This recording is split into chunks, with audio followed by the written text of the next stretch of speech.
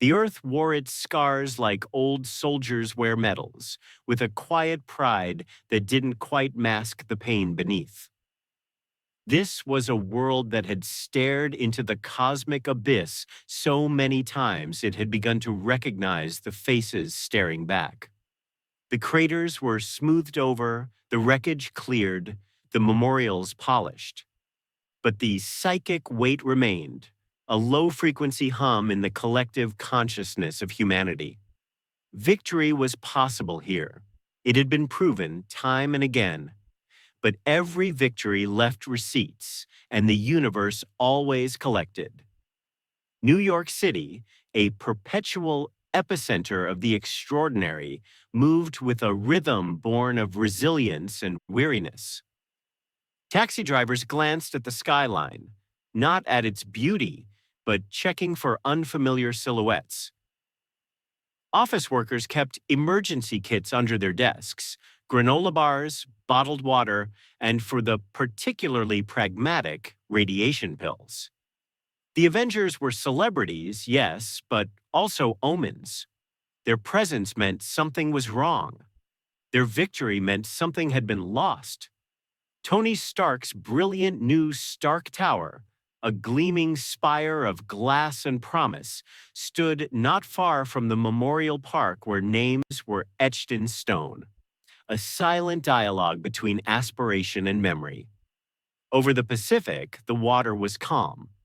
The S.H.I.E.L.D. helicarrier resolute cut through the swells, a floating fortress of paranoid preparedness. On the bridge, Nick Fury watched a bank of monitors, his single eye missing nothing. The world was in one of its rare, fragile, quiet periods. The blip was 5 years past, but its ghost lingered in every census, every empty seat at a dinner table. The battle against Thanos had been won, but the cost had been tallied in a currency more precious than titanium: trust, certainty, the simple idea that the good guys always find a way. "Report," Fury said, his voice a gravel road rumble. Maria Hill, ever efficient, scanned her console. "All sectors nominal, Director.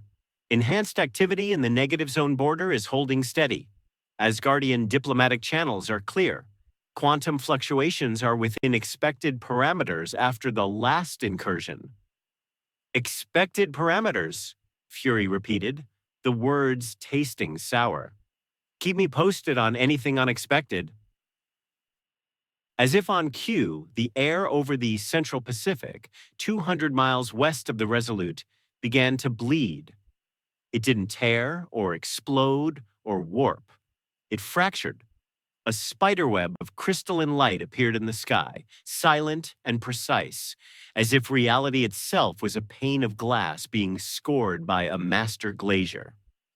There was no sound, no shockwave, just the light, spreading in a perfect circle nearly a mile in diameter. From the fracture, a gentle, pearlescent radiation spilled downward, not destructive, but profoundly disorienting. It tasted of ozone and something else, something fundamentally other. On the bridge, alarms chimed with a polite urgency. Hill's hands flew across her console. "Energy signature detected, bearing 270 Mark 15. It's not matching any known profile. Not Chitauri, not Dark Elf, not Celestial. Radiation is non-harmful, but causing widespread EM disruption. Satellites are going blind." Fury was already moving to the central holotank. "Get me the Avengers, and get us over there, now." At the newly reconstructed Avengers compound upstate, the alert sliced through the morning's fragile peace.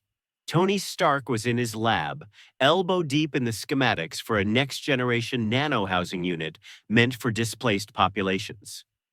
The alert bloomed across his holographic displays, painted in urgent amber.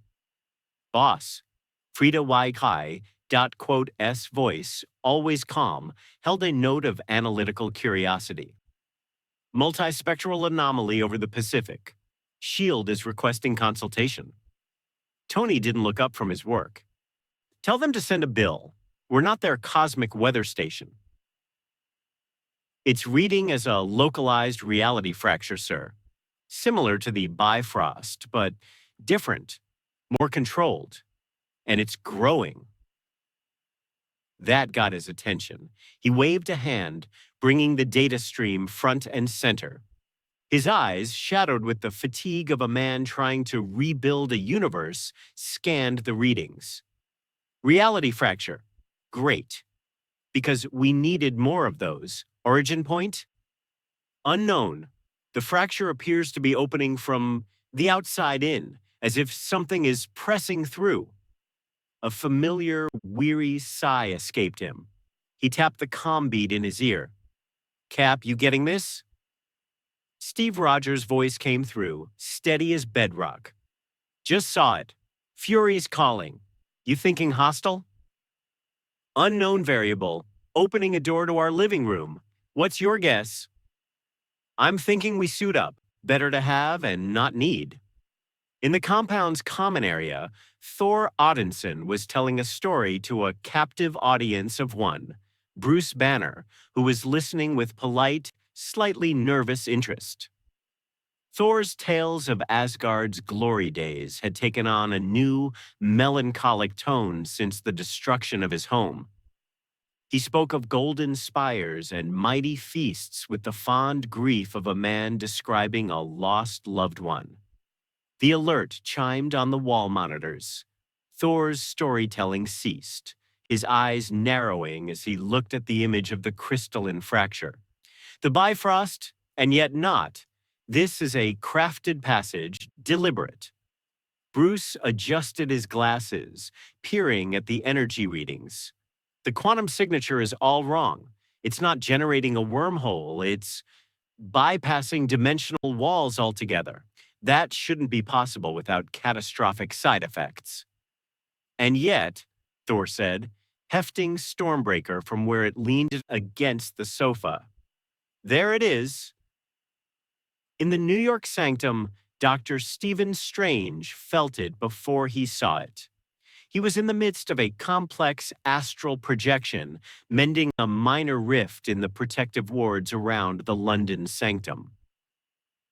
A sudden, violent, discordant note rang through the mystic harmonies of Earth's dimensional membrane. It was a soundless shriek of wrongness. He snapped back into his physical form, gasping. The cloak of levitation, usually draped calmly over his shoulders, billowed out as if in a strong wind. Wong, he called out, already moving toward the central window that looked out over Bleecker Street. The view shimmered, replaced by a real-time scrying pool showing the Pacific fracture. Wong entered, a cup of tea in his hand. What now? Dormammu sending a fruit basket? Worse, Strange murmured, his hands already weaving diagnostic spells. Crimson threads of energy, intricate as lace, spun out from his fingers and into the ether, seeking the source of the disturbance. A dimensional incision, clean, surgical. Nothing natural makes a cut that precise. His mystical probes reached toward the fracture. They should have returned data, origin dimension, intent, magical composition. Instead, they returned static, a profound echoing null space in the tapestry of reality. It was like sending a sonar ping into the ocean and hearing nothing back, not even the seafloor. Strange's blood ran cold. That's impossible!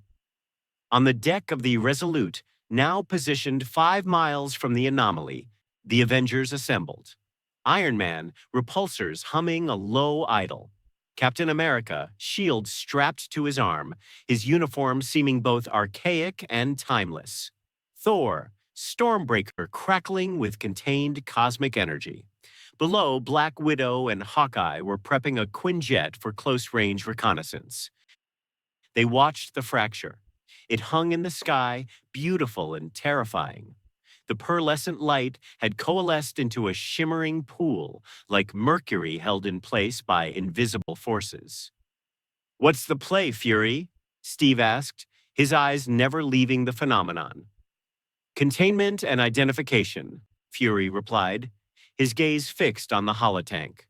Hill's running every analysis we have. Until we know what that door is for, we don't go knocking.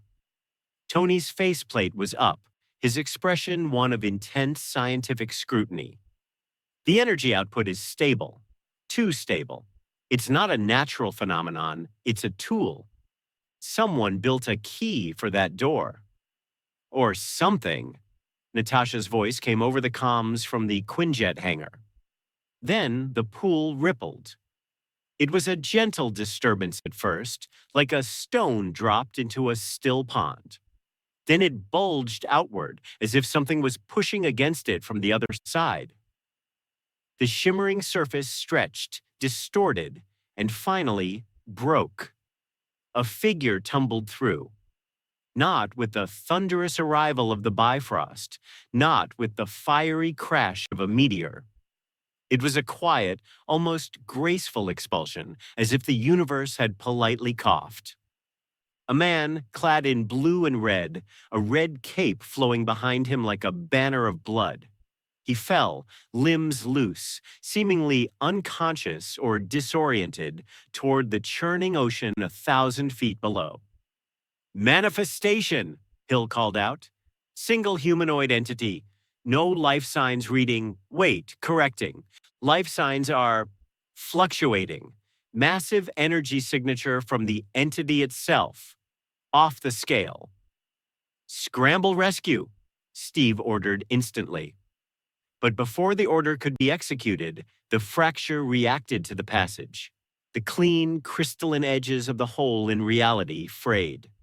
The precise incision became a ragged wound, and from that wound, a feedback loop of chaotic energy vomited forth. It wasn't an attack, it was a hemorrhage. Raw, multicolored energy, part gamma, part cosmic, part something utterly alien, erupted in a lattice work of annihilation. It crackled and spread like lightning in reverse, coalescing into a deadly net that began to descend, not toward the helicarrier, but on a curving trajectory that would bring it down directly on the Marquesas Islands. Fury's holotank lit up with projected casualty reports. Population 12,000. Evacuation time impossible. Interception options limited. The energy lattice was too diffuse, too volatile. A missile strike would scatter it, potentially worsening the impact. Energy dampeners would be overwhelmed in seconds.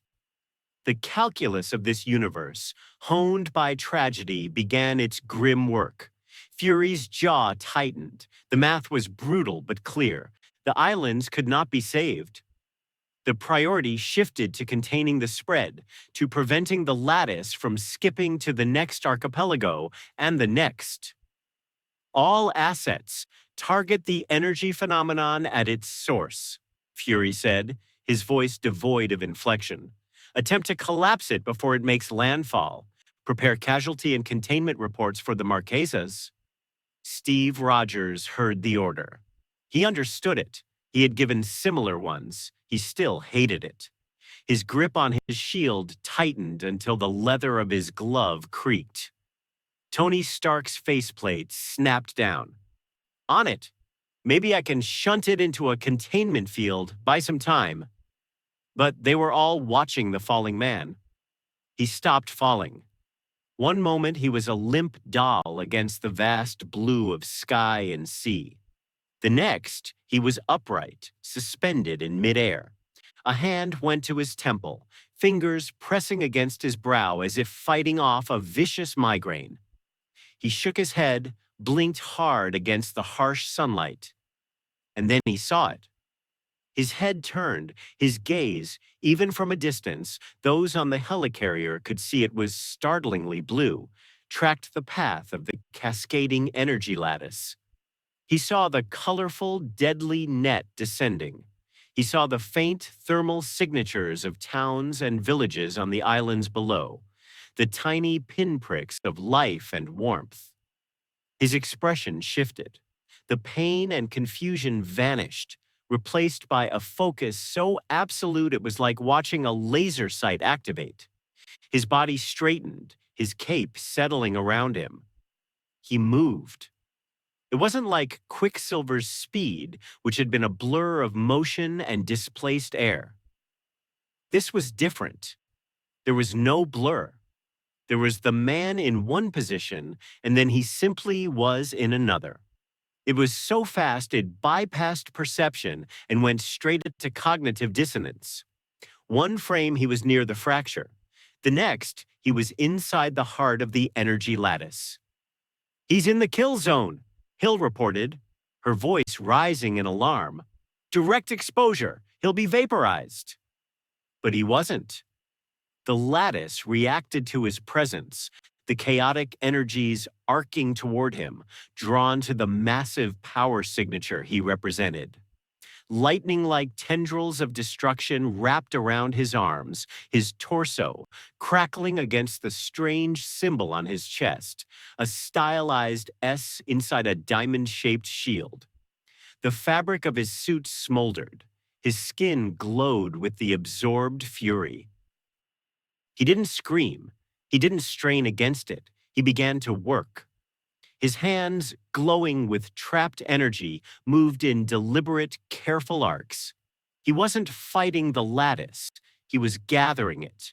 With motions of profound delicacy, he began to pull the strands of annihilative force toward him, weaving them together, compressing the sprawling, miles-wide net into a smaller, denser ball of contained chaos around his own body. It was an act of impossible precision, like a bomb disposal expert, carefully clipping the right wire while the timer reads 1 second. On the helicarrier deck, the Avengers watched in stunned silence. "What in the name of Asgard?" Thor whispered, his grip on Stormbreaker slackening slightly. "He's not trying to destroy it." Bruce Banner's voice came over the comms, filled with scientific awe. He's harvesting it. The energy density around him is spiking into theoretical ranges. It should be tearing apart the local spacetime." "The energy has to go somewhere, Banner," Tony said, his sensors overloading with conflicting data. "He's not a battery, he's a funnel. But into what?" Superman's face was a mask of concentration. Veins stood out on his forehead. The symbol on his chest was now blazing like a small sun, absorbing the radiant fury. The lattice, which had been spreading, was now shrinking, drawn inexorably into the vortex he had become at its center. The air screamed with the sound of stressed reality. With a final, shuddering effort, he brought his hands together. The last rebellious strands of energy were forced into obedience. Where there had been a miles-wide net of death, there was now a single, seething sphere of compressed destruction held between his palms. It was small, no larger than a basketball, but it glowed with the malevolent light of a miniature star. He looked at it, his expression unreadable. Then he looked up through the still gaping, frayed dimensional fracture above him. He shot upward. The sonic boom that followed was an afterthought, a polite apology for the violence of his passage.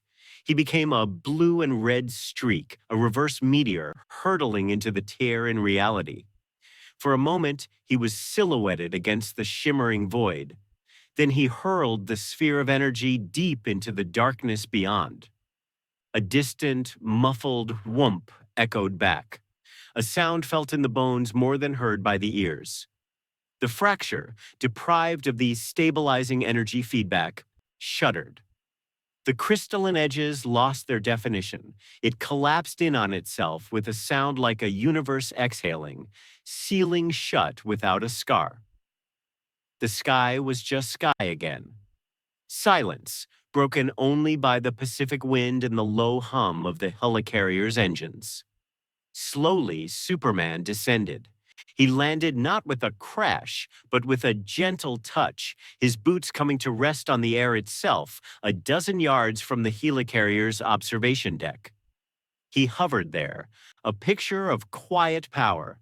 His suit was scorched in places, small tendrils of smoke rising from his cape. He looked tired. Not physically, but in the way of a man who has just shouldered a tremendous burden. He looked at the assembled heroes.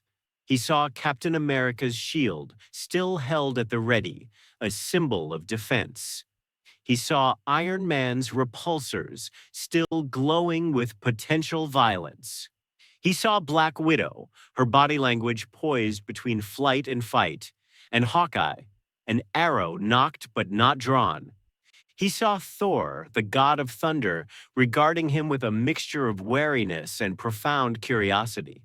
He saw their suspicion, a wall built not of malice, but of experience, battle-hardened, tragedy-tempered, scar-tissue readiness. He took a breath, his first deep breath of this new world's air. It tasted different. The salt of the sea was familiar. The ozone from the energy discharge was familiar. But beneath it was a flavor he couldn't quite place, a metallic tang of cosmic radiation, the psychic residue of unimaginable loss, the sour note of a universe that had learned the hard way that miracles come with invoices. He let the breath out. He offered them the only thing he had, the only thing he ever truly carried with him into any confrontation. He smiled. It was a small, weary, hopeful thing. "My name is Clark Kent," he said. His voice was calm, clear, and carried a surprising, disarming warmth. It was the voice of a neighbor offering to help with groceries, not a being who had just corralled a continent killer with his bare hands. "I'm not here to fight." The statement hung in the air, so simple it was disorienting. Tony Stark's faceplate retracted with a soft hiss. His expression was a masterpiece of conflicted genius, awe battling with deep, ingrained suspicion. "Yeah, we got that from the whole saving the islands routine. Color me impressed. Now color me curious. Clark Kent. From where exactly? And what's with the walking fusion reactor act?" Before Superman could answer, a new voice cut through the comms. It was sharp, clinical, and carried an edge of barely contained alarm. "Fury." Nick Fury didn't move his eye from the hovering man. "Strange. We're a little busy." "Listen to me very carefully." Dr. Strange's voice was a wire drawn taut. "The being with you. Do not let him out of your sight. Do not trust a word he says." On the deck, Steve Rogers' posture shifted imperceptibly, becoming more protective. "Doctor, he just saved thousands of lives. And he may have doomed all of reality in the process." Strange shot back, the sound of rustling pages and clinking artifacts in the background. "I have just performed every diagnostic spell in the Cagliostro manuscripts. I've scanned him with the Eye of Agamotto. I've consulted the Orb of Agamotto." "And?" Fury growled. "And nothing. He returns nothing. Every entity, from the lowliest dimensional parasite to the living tribunal, exists within the mystical ecology. They have a resonance, a signature, a place in the tapestry. He..." Strange's voice dropped, the horror in it palpable even over the comms. "He has no signature. He is not of the tapestry. He is a thread from another garment entirely, sewn into ours. His presence here is a paradox, a sustained, walking contradiction to the local laws of reality. He doesn't belong." The Avengers heard it. The science, the magic, the gut instinct of their commander, all converging on the same terrifying point: unknown, unprecedented, unnatural. Superman heard it too. His super hearing, still tuning to the frequencies of this new universe, had caught every whispered word from the sanctum, every sub-vocalization on the deck. The small, hopeful smile on his face didn't vanish, but it changed. It became sadder. The warmth in his blue eyes remained, but now it was the warmth of a campfire, seen from a very long, very cold distance. He had arrived as a savior. He had acted on the most fundamental principle of his being, to help. And in doing so, he had been identified not as a hero, but as an infection, a cosmic error, the ultimate outsider. He looked from face to face, Stark's skeptical genius, Roger's honorable caution, Thor's godly scrutiny, Fury's strategic paranoia. He saw no malice, only the hardened pragmatism of survivors. This was a world that had been saved by miracles and had learned to fear the bill that came after. He was hope incarnate, falling into a sky that had long since learned to expect the worst. "I understand your concern," Superman said, his voice still calm, but the loneliness in it now audible, a deep, resonant note beneath the strength. "I don't know how I came to be here, but I give you my word, all I want to do is help." Fury took a step forward, his eye like a black hole absorbing light. "Your word. We'll start with a full debrief, Mr. Kent, on our terms, in our facility." Superman nodded slowly. He had expected nothing less. "Of course." As two S.H.I.E.L.D. escorts in advanced armor approached cautiously, energy rifles held low but ready, Superman allowed himself one last look at the horizon. Somewhere out there, in the infinite sprawl of the multiverse, was a world with a red sun over a farm in Kansas, with a bustling newsroom in Metropolis, with a woman who loved him not in spite of his power, but for the man who wielded it. He was impossibly far from home. But below him, in the waters of this strange, scarred planet, life went on. People were alive who would have been dead. That, at least, was a language this universe understood. It was a place to start. He turned back to his escorts, his hands open at his sides, a gesture of peaceful surrender. The hope in his eyes was now a quiet, stubborn flame, sheltering against a cold wind of suspicion. The first chapter had closed. The story of what hope would cost in a world of sacrifice was just beginning. The journey to the Avengers compound was conducted in a state of profound, humming silence. He didn't resist, didn't question. The Quinjet's interior was lit by sterile blue-white light, and the agents, a mix of S.H.I.E.L.D. tactical and what he would learn were Tony Stark's private security, watched him with a vigilance that bordered on the religious. They weren't guarding a man, they were containing an event. Superman sat, his cape a splash of impossible color against the gunmetal gray, his gaze fixed not on his escorts, but on the world streaking by below, a world so like his own, yet vibrating with a different, more fractured frequency. He was taken not to a cell, nor to a guest suite, but to a specially prepared containment module within the compound's medical and research wing. The label on the file, he later learned, read, Asset K1, Origin Unknown, Status Quarantine. The walls were a transparent polymer, reinforced with a vibranium weave and crisscrossed by softly pulsing dampening fields designed to suppress anomalous energy signatures. It was a technological marvel, a cage built from the lessons of gods and monsters. Superman stepped inside without comment. He felt the faint tingle of the fields against his skin, a sensation like static on a dry day. He could have shattered the enclosure with a thought, but that was the entire point of the exercise, for them and for him. He would not. Instead, he sat on the provided cot, his cape pooling around him like liquid fabric, and he listened. His hearing, a sense he had learned to temper with the focus of a master musician tuning a symphony, expanded. It passed through the baffling fields. They could dampen energy, but not the fundamental vibrations of reality itself, and filled the compound. In the main lab, two voices, one sharp and wired, the other laced with a weary, cerebral anxiety, argued over scrolling holograms that depicted his own biology in screaming, impossible color. It makes no sense, Tony. Look at this cellular activity. They're like miniature Dyson spheres, but for sunlight. They absorb, store, and convert solar energy at nearly 100% efficiency.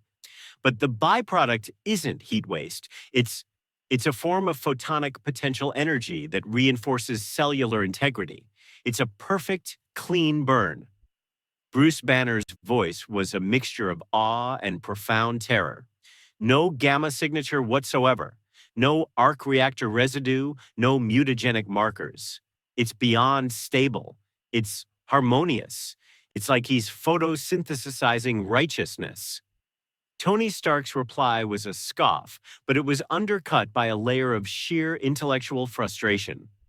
Nothing photosynthesizes righteousness, Banner. There's always a trade-off, a metabolic pathway, a weakness, a flaw in the code. Keep looking. Run the spectrometry again.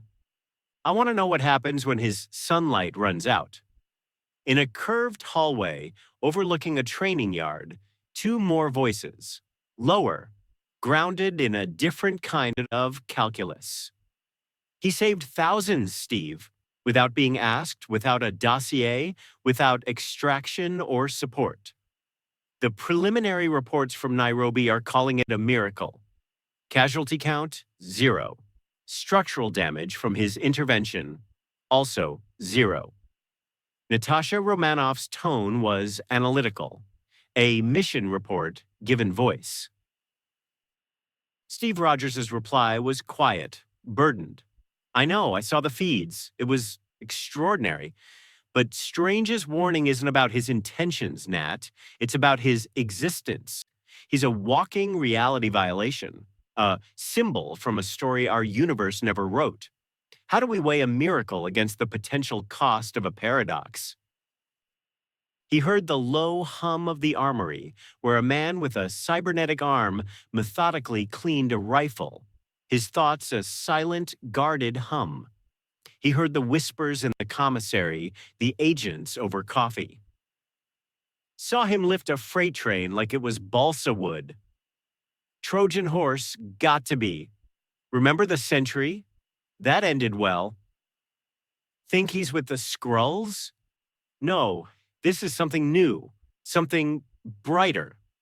And he heard the name, spoken with a mix of fear and yearning, Savior. It was a word that sat heavily on his heart. For 2 days, they observed. They scanned, they probed, they debated. He accepted it all with a patience that seemed to unnerve them further. He ate the food they provided. It was bland, nutritionally efficient. He answered their basic, non-invasive questions through the intercom. He spent hours simply looking out the window at the sun, his face tranquil, absorbing its strength. Finally, the delegation arrived. Tony Stark led, wearing a cashmere sweater and an expression of curated nonchalance that his elevated heart rate and the slight tension in his jaw betrayed. Steve Rogers was at his shoulder, his posture straight, his eyes clear but cautious, the weight of command a visible mantle. Natasha Romanoff flanked them, a study in neutral observation, her every micro-expression locked down, and behind them, a presence that filled the doorway. Thor Odinson. He wore not his royal armor, but simpler Asgardian leathers. His eyes fixed on Superman with the piercing gaze of one who has measured the worth of kings and monsters. The containment field at the front of the module deactivated with a low hum, leaving only the transparent wall. So, Clark, Tony began, pacing a short, tight line. Nice save in Nairobi. Very flashy. Very efficient. Minimal collateral. Almost, he paused, turning sharply. Too minimal. In my experience, that's usually the preamble. So, what's the play? Superman met Stark's eyes, holding the challenge without aggression. There is no play, Mr. Stark. I saw people in danger. I helped. Just like that? Tony's eyebrows shot up. No internal debate? No risk assessment algorithm? No wondering if the guy in the third car maybe had an unpaid parking ticket? Just like that, Superman said, his voice calm and even. When a child cries for help, you don't first run a background check. Steve stepped forward, his hands clasped in front of him. Your actions are commendable, but our concern isn't just about immediate threats. Dr. Stephen Strange, our Sorcerer Supreme, believes your very presence here could, intentionally or not, damage the fabric of our reality. You're an outsider, a fundamental anomaly. Superman nodded slowly. He rose from the cot, a smooth, powerful motion that made the agents in the periphery tense. He moved to the glass, not to threaten, but to bridge the gap of isolation. I understand your concern, Captain. Truly, I do. Where I come from, I learned that power is a test, every day. I chose to be a symbol, not of authority, but of a reminder. A reminder that power doesn't have to corrupt. That strength can be used to lift people up, not hold them down. He placed a hand gently against the transparent surface. I don't know the mechanics of how I arrived here, but while I am here, that is all I want to do. To help. Thor's voice rumbled through the room, deep and resonant as distant thunder. You speak with the conviction of a monarch, of Odin himself in his wisdom. Yet you wear no crown. You wield power that would make Asgard's finest warriors envious, yet you claim no throne, demand no fealty. Why is this? Superman turned his steady gaze to the god of thunder. Because the people don't belong to me, Thor. I belong to them. It's a promise I made to myself and to them a long time ago. A promise first taught to me by a farmer and a seamstress in Kansas. Tony Stark barked a laugh, a short, brittle sound devoid of humor. A promise, right. See, that's the thing about promises from guys with world-breaking power. We've met them. We've fought them. They have good intentions, right up until the moment they decide that their vision is worth a mountain of bodies. We've made our messes here. We're trying to clean them up. That means rules, oversight, the Sokovia Accords. You don't just get to fly around being hope. Hope isn't a policy. A flicker of pain crossed Superman's face, there and gone. You regulate compassion? We regulate consequences. Tony shot back, his facade cracking to reveal the raw, haunted engineer beneath. We made a mess, and now we live in the cleanup every day. You walk in here with your perfect hair and your moral certainty, and you haven't had to make the call. The real one. The one that leaves you staring at the ceiling at 3 a.m., playing it over and over again, wondering if trading a city for a planet was the right move. You haven't earned that certainty. The conversation spiraled from there, a tempest of clashing philosophies forged in different fires. Steve spoke of duty and the burden of command, of making hard choices from a place of principle. Natasha spoke of cost, the ledger of blood that every victory seems to write in invisible ink, the compromises that stain a soul.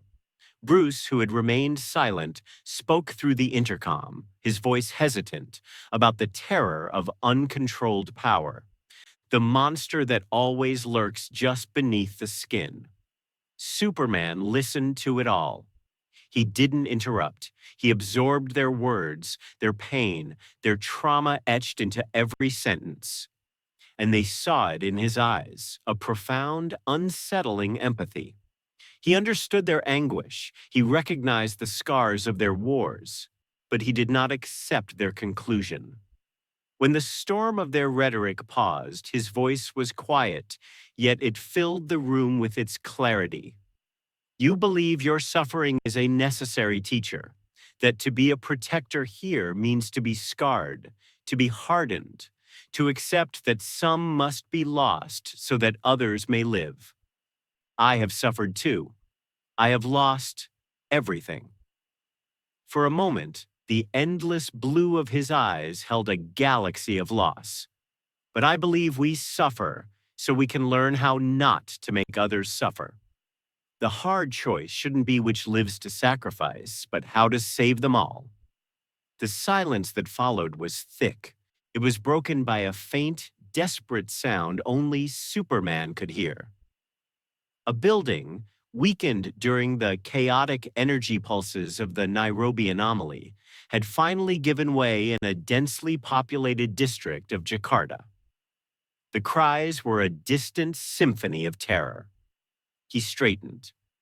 A residential commercial complex has collapsed in Jakarta. Section C7 is unstable. There are 43 people trapped in the primary rubble pocket. Their oxygen is depleting. The Avengers stared. Friday's voice confirmed from the ceiling. Scanners are picking up a structural failure in Jakarta.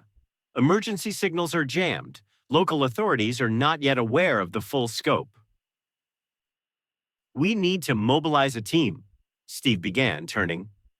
Every second you debate, their chances fade, Superman said, not with accusation, but with devastating fact. Let me help. They hesitated. In their earpieces, Nick Fury's voice, icy and definitive, ordered a full tactical escort. He does not move without Stark and Rhodes on his wings and Romanoff on the ground. He is an asset, not an ally. Remember the difference. Superman simply looked at them. The quiet plea in his eyes was more compelling than any demand.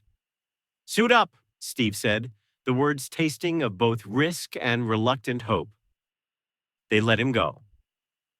He didn't blast through the roof. He waited for the bay doors to open, then shot into the sky, a blue and red streak against the clouds. Iron Man and War Machine fell in beside him, their repulsors whining at maximum to keep pace. Below, a stealth Quinjet carrying Natasha and a medical team followed. What they witnessed in Jakarta was not a military extraction. It was a ballet of impossible precision. Superman landed at the edge of the devastation, his boots touching down without a sound. For a moment, he simply looked, his vision shifting through spectrums. He saw the heat signatures of the living, pulsing like terrified stars in the dark crush of concrete and steel. He heard the frantic beat of hearts, the whimpers of children, the groans of the injured.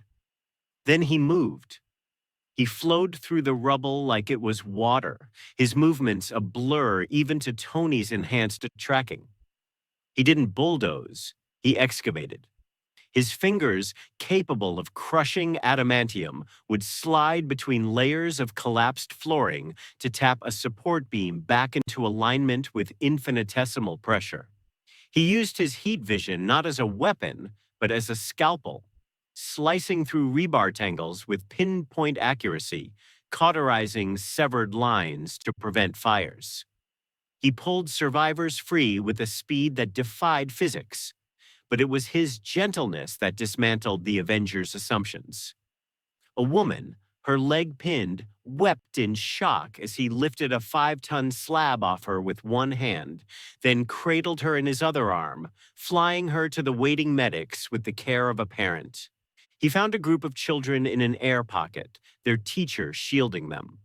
He spoke to them in soft, calm Indonesian, a smile on his face as he carefully cleared a path, carrying them out 2 at a time. At one point, a secondary collapse threatened to bury a rescue team. Superman was there in a blink.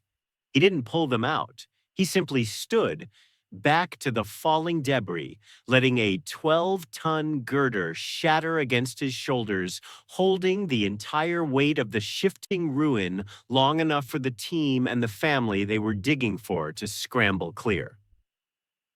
Dust billowed around him. When it settled, he stood unmarked, his cape barely ruffled.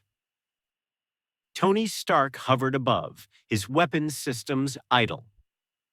Friday, analysis of his structural interventions. Minimal shockwave propagation.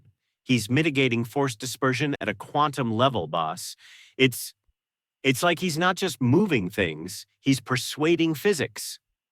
On the ground, Natasha watched as Superman, after clearing the last survivor, spent another 20 minutes using his microscopic vision and super speed to perform impromptu triage, stabilizing internal bleeding with precise heat application, setting compound fractures with gentle, unerring hands.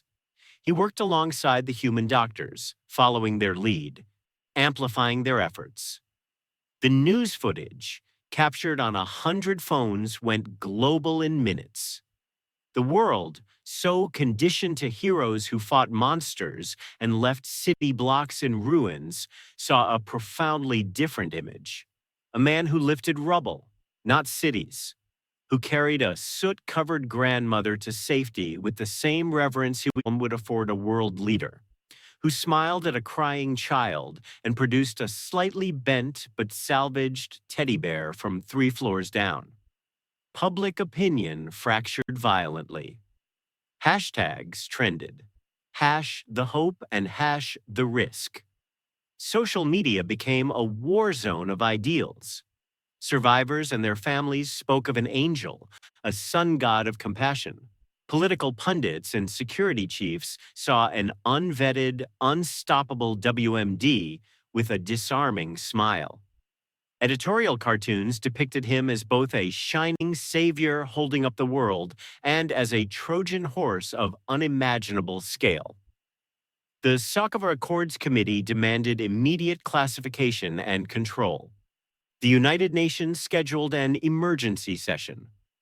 Back at the Avengers compound, the atmosphere was one of simmering crisis. In a conference room, Superman stood before them once more, having returned without protest. He gently, firmly refused Tony Stark's new, heavily negotiated offer, an official, accountable Avengers-adjacent role with trackers, mission-by-mission authorization, and a UN observer. "I cannot let my ability to help be subject to a committee's vote, Mr. Stark," he said, not unkindly. "Not when a vote could mean the difference between life and death for people I can hear crying out right now. I respect your system, but I answer to a higher one." "Which is?" Natasha asked, her head tilted. "Conscience," he said. The argument was cut off by a shrieking, pulsating alarm. The hollow-table in the center of the room blazed to life. A cosmic signature, familiar and vile to the original Avengers, flared like a septic star on the edge of the solar system. "It's the Chitauri homing beacon," Bruce Banner said, his face pale as data streamed across his tablet. "From the New York invasion. We thought all the mothership subsystems were deactivated or destroyed. This one, it was dormant, drifting in the Kuiper Belt. Something's reactivated it." "What's it doing?" Steve asked, his body already coiled for action. "It's singing a song of gravity," Thor growled, his hand tightening around Mjolnir's handle. "A siren call to the rocks of the void." The tactical display populated. The beacon was pulling a nearby mineral-dense asteroid belt into a new, unnatural orbit, a kinetic cascade. The math unfolded on the screen with brutal red clarity. The largest fragments, 6 city killers, each over a kilometer in diameter, were on a direct course for Earth. The smaller debris, thousands of rocks ranging from house-sized to football field-sized, formed a deadly shotgun blast aimed at the planet. Options, Steve said, his voice flat. Tony manipulated the hologram. Thor, Spectrum, and I take the big 6. Full orbital strike, repulsor overload, godly lightning, photonic bombardment. We can vaporize them. But the smaller debris? There are too many, moving too fast, too spread out. Our point defenses can't get them all. Even with Sorcerer Supreme's support for portal deflection, the saturation is too high. Bruce ran the projections. The casualty estimates scrolled. Initial impacts in oceanic and uninhabited areas would cause tsunamis. Strikes on populated landmasses were statistically inevitable. The numbers climbed into the millions, then tens of millions. It's the calculus of a siege, Bruce whispered, horrified. We save the planet by accepting that it will be wounded, gravely. The room was silent, save for the hum of the hologram and the frantic beeping of the alert. Steve's face was granite, the weight of 1,000 such decisions etched into it. Tony's was a mask of resigned agony. This was the real call he'd spoken of, the nightmare math he lived with. Natasha's eyes were already assessing the geopolitical fallout, the chaos to manage after the storm. Thor's jaw was set. The fury of a king who must condemn a part of his realm to save the whole. They knew this dance. The music was tragedy, and the steps were sacrifice. Superman looked from the tactical display, a starfield of death marked with cold, predictive lines, to their faces. He saw the acceptance there, the grim readiness to bear the cost, to add another scar to the worlds and their own souls. It was a look that broke his heart. No, he said. The single word was not a shout. It was a statement of fact, solid and immovable as the core of a planet. It rang in the room, pulling every eye to him. It's not a choice, Clark, Steve said, the weight of command making his voice husky. It's strategy. It's the only move on the board. It's a choice, Superman repeated, his voice gaining a new, firm resonance. He was already walking toward the massive, reinforced launch bay doors. And I'm making a different one. What's your plan? Tony demanded, stepping into his path. What's the brilliant, compassionate, no-sacrifice play here? You gonna catch them all? There are thousands, moving at orbital velocities. Superman paused at the bay door control panel. He placed his hand on it. The security locks, powered by arc reactors and vibranium encryption, disengaged with a soft chime under his touch, a quiet demonstration of power he had never before shown. The doors began to part, revealing the twilight sky streaked with the first hints of the coming catastrophe, faint, fiery lines beginning to scar the atmosphere. He turned back to them, the wind of the open sky whipping his cape into a vibrant banner. His face was not angry nor arrogant. It was set with a determination so pure it was terrifying. My plan, he said, the words carrying over the rising wind, is to save everyone. Before anyone could react, before another argument could be formed, he shot forward, but not up into Earth's orbit to form a defensive line. He angled sharply, a blue and red streak becoming a lance of light aimed outward, away from Earth, leaving a momentary afterimage of hope against the darkening sky.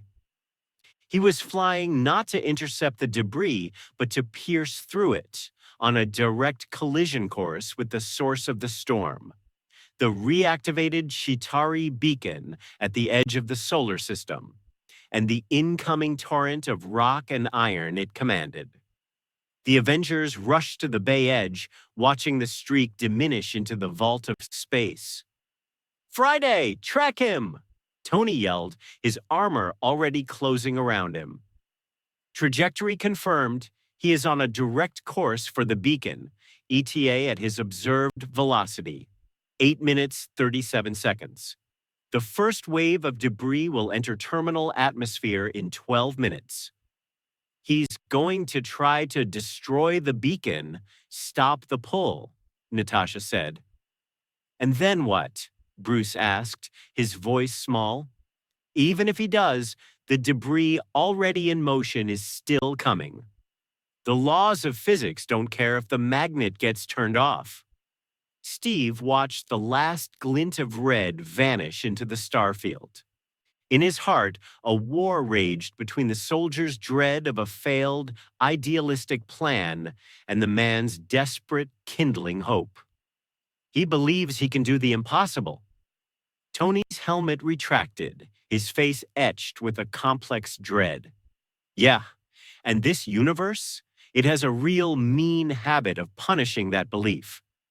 On the screens, the fiery lines of the first, smallest asteroids began to burn brighter in the upper atmosphere. The clock was ticking. The world below, unaware of the cosmic calculus just debated, looked up and saw the beginning of a shooting star storm. Some made wishes. The Avengers, hearts laden with the memory of fallen cities and lost friends, could only watch and wait and wonder if the man who refused to compromise had just committed the ultimate compromise, trading his own life for a symbol that would shatter against the hard rocks of reality. The silence in the launch bay was deafening, filled only with the howl of the wind and the silent scream of impending doom. The silence of space was not an absence of sound, but an overwhelming pressure of solitude. As Superman breached the thermosphere, shedding the thin blue skin of Earth's atmosphere, the friction ignited a brief, shimmering corona of plasma around his form, a momentary star born of velocity and purpose. Then he was through, plunging into the star-speckled infinite dark. The cold here was profound, a thermodynamic truth that even his invulnerable body registered as a crystalline clarity. It focused him. Ahead, his target pulsed against the void, the Chitauri beacon. It was a grotesque, biomechanical scar grafted onto the surface of a drifting, irregular planetoid. Its design was alien, all jagged spines and throbbing organic conduits that glowed with a sickly ultraviolet light. It functioned not as a simple transmitter, but as a gravitational distortion engine, its pulse waves rippling through the fabric of local spacetime. It had turned the surrounding asteroid belt into a weapon. Each pulse pulled hundreds of mountainous rock fragments, some the size of islands, others of cities, from their ancient, stable orbits, weaving them into a lethal, converging tapestry aimed at the heart of the blue-green world below. The Avengers' plan, relayed to him in terse, strategic shorthand, was tactically sound, born of a universe seasoned in triage. Identify the largest, most catastrophic projectiles. Shatter them with combined orbital strikes from the Iron Legion, Mjolnir, and strategic nuclear packages held in reserve. Let the resulting debris field, a catastrophic rain by any measure, hit the atmosphere. Mitigate, defend key population centers with shield projections and point defense lasers. Accept the inevitable losses. It was the brutal calculus of survival this Earth had learned, a grim subtraction of lives to preserve the greater sum. Superman's heart, a fusion engine of solar energy, rejected that arithmetic. His soul, forged in the heartland of a gentler world, could not solve for X, where X was an acceptable number of casualties. No one was acceptable. The very premise was a betrayal of the hope he carried. He shot forward, a blue and red streak against the cosmos. The asteroid belt resolved from a distant cloud into a chaotic, tumbling field of colossal debris. It was a slow-motion avalanche in a vacuum, a ballet of destruction where the dancers were continents of stone and iron. The thrum of the beacon vibrated through the very rock, a subsonic rhythm of pure annihilation he felt in his teeth. His first instinct, a flare of righteous anger, was to smash the beacon to subatomic particles with a single overwhelming blow. But he was not a being of instinct alone. His senses, dialed to a peak no human technology could fathom, painted a far more terrifying picture. The beacon wasn't just a device, it was a symbiote. Its energy matrix had woven itself into the planetoid's mantle, drawing on geothermal and latent cosmic radiation. Residual Chitauri energy signatures, unstable, quantum entangled, coursed through it like volatile nerves. A brute force destruction would be a decapitation that triggered systemic death, a chain reaction capable of vaporizing the entire asteroid belt and saturating the region with a wave of hard radiation that would scald the Earth's upper atmosphere for decades. The surgical strike was not an option, it was the only path. He took a breath he didn't need and flew into the storm. The chaos was immediate. Mountain-sized rocks, spinning with unpredictable momentum, caromed around him. A spinning shard of nickel iron, its edges sharp as cosmic razor blades, slammed into his back with the force of a tectonic shift. It shattered against his invulnerability, the fragments glinting darkly. He didn't flinch. His focus was absolute, funneled through his vision. His microscopic vision penetrated the beacon's hideous exterior, mapping its internal architecture with impossible detail. He saw the energy flows, rivers of lethal light, the neural network cores, the gravitational amplifiers. His heat vision, usually a weapon of immense destruction, became a scalpel. He adjusted its frequency and intensity until it was a beam fine enough to sever bonds at the molecular level with a precision measured in angstroms. He began from the inside out, like a surgeon operating on a bomb in a hurricane. Flying in a tight, intricate pattern around the pulsating mass, he targeted the secondary energy connections first. Each successful severance was met with a shudder through the structure and a slight change in the malignant pull on the asteroids. He worked with a speed that would blur to anyone watching, but to him, trapped in the relentless flow of microseconds, it felt agonizingly deliberate. Save everyone. Everyone. On Earth, in the Avengers' subterranean command center, the data streams told a colder, more clinical story. Bruce Banner, his fingers flying over a holographic interface, monitored the shifting energy signatures from a network of satellites. His brow was furrowed, not in anger, but in dawning, horrified comprehension. "He's not following the plan," Banner murmured, his voice tense. "He's not engaging the priority asteroids. He's performing microsurgery on the beacon itself. The energy readings are dropping in discrete, localized increments. It's an insane level of precision." A master tactical display dominated the room. A timer, stark and red, counted down to projected atmospheric entry of the leading edge of the asteroid swarm. A secondary screen displayed a live casualty projection model, its algorithms fed by trajectory data, population density maps, and estimated impact energies. As Superman worked on the beacon, the model recalibrated. The initial estimate, a horrific but manageable 250,000 based on the Avengers' plan of breaking the largest rocks had been erased. The numbers began to climb: 50,000, 200,000, 500,000. The model was now calculating the outcome of Superman's chosen path: a delayed but more widespread debris shower. Steve Rogers stood before the screen, his arms crossed, his jaw a hard line. The blue of his eyes was ice. He has to switch targets. He's buying the wrong time. He turned, his voice taking on the resonant tone of command. Tony, Thor, suit up. We move to orbital strike positions now. We execute the original protocol. Natasha Romanoff leaned against a console, her expression unreadable. Her eyes, however, were fixed on the climbing casualty estimate. He asked for our trust, she said, the words quiet but clear in the tense room. And down here, millions are begging for their lives, Steve countered, his compassion warring with his duty.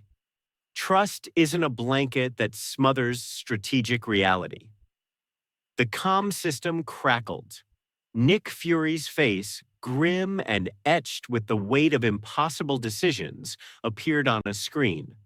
He'd been monitoring from the reconstructed helicarrier high in the stratosphere. This is the predictable flaw of unilateral power coupled with an absolutist morality, Fury stated, his one eye boring into the camera. He's not making the hard choice. He's choosing the salve for his own conscience over the lives he's sworn to protect. The calculus changed the moment he delayed. Execute contingency Gamma. Avengers, you are authorized to engage the priority targets with or without him. In the arming bay, Tony Stark sealed his nanotech suit with a thought, the metal flowing over him. His face, visible for a moment in the helmet's HUD reflection, was pale. He wasn't looking at the casualty counter. He was looking at the astrophysical feed, watching the pinpoint of energy that was Superman, weaving its futile, beautiful dance. Come on, Big Blue, Tony whispered, a desperate plea to the void. See the numbers, see them. In space, Superman felt a major primary conduit snap. A cascade of failing systems rippled through the beacon. A significant portion of the asteroid field, roughly 30%, broke free from the artificial gravitational pull, their trajectories shifting from convergent to divergent, drifting harmlessly into the outer belt. Progress. But the timer was a drumbeat in his mind, synced with the data stream from the Avengers. He could see it, overlaying his perception of the beacon's anatomy. He saw the Earth, a fragile, achingly beautiful marble of blue and white, hanging in the black. He saw the scarlet trajectories of the remaining rocks, like accusing fingers pointing at cities, at towns, at villages. A crossroads crystallized in a fraction of a second. He could stop now. Abandon the delicate internal dismantling, turn his heat vision to its fullest power, and sweep it across the remaining threatening asteroids, shattering them into smaller, more burnable pieces.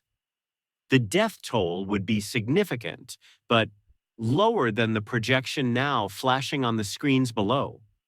It would be the victory this universe understood. A victory written in gravestones, but a victory nonetheless. A memory flashed, unbidden. Jonathan Kent's hand on his shoulder. The Kansas sun setting behind them. The power you have, Clark. It means you get to decide what's right, not what's easy. You use it to help people. All people. Another, Lois, her fierce eyes soft for a moment in the quiet of their apartment. The world needs a savior, Clark.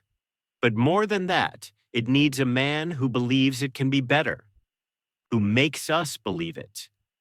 The belief that no one had to be collateral damage. The belief that there was always a way to save everyone. It was the core of him, the foundational rock of Superman. He turned his back on the tempting, tragic calculus. He stayed at the beacon. His hands, steady as titanium pillars in the zero-G, continued their work. The heat beam flickered, cutting, slicing, unmaking the weapon with a care that bordered on reverence. The final connection was the heart of the weapon, a neural network core, a cancerous knot of bioorganic technology fused directly into the planetoid's molten mantle. It was a bomb within a bomb. One imprecise cut, one surge of energy, and it would trigger the cataclysm he was trying to prevent. Superman hovered before it. For the first time, a bead of metaphorical sweat might have formed in the void. He used his freeze breath, a careful, directed stream that crystallized the surrounding rock into a brittle, supercooled shell, insulating the core. Then, with fingers capable of crushing diamonds, yet sensitive enough to feel the vibration of a butterfly's wings, he began to peel back the layers. It was a dissection of death itself. On Earth, the first pieces arrived. They were the vanguard of the debris field.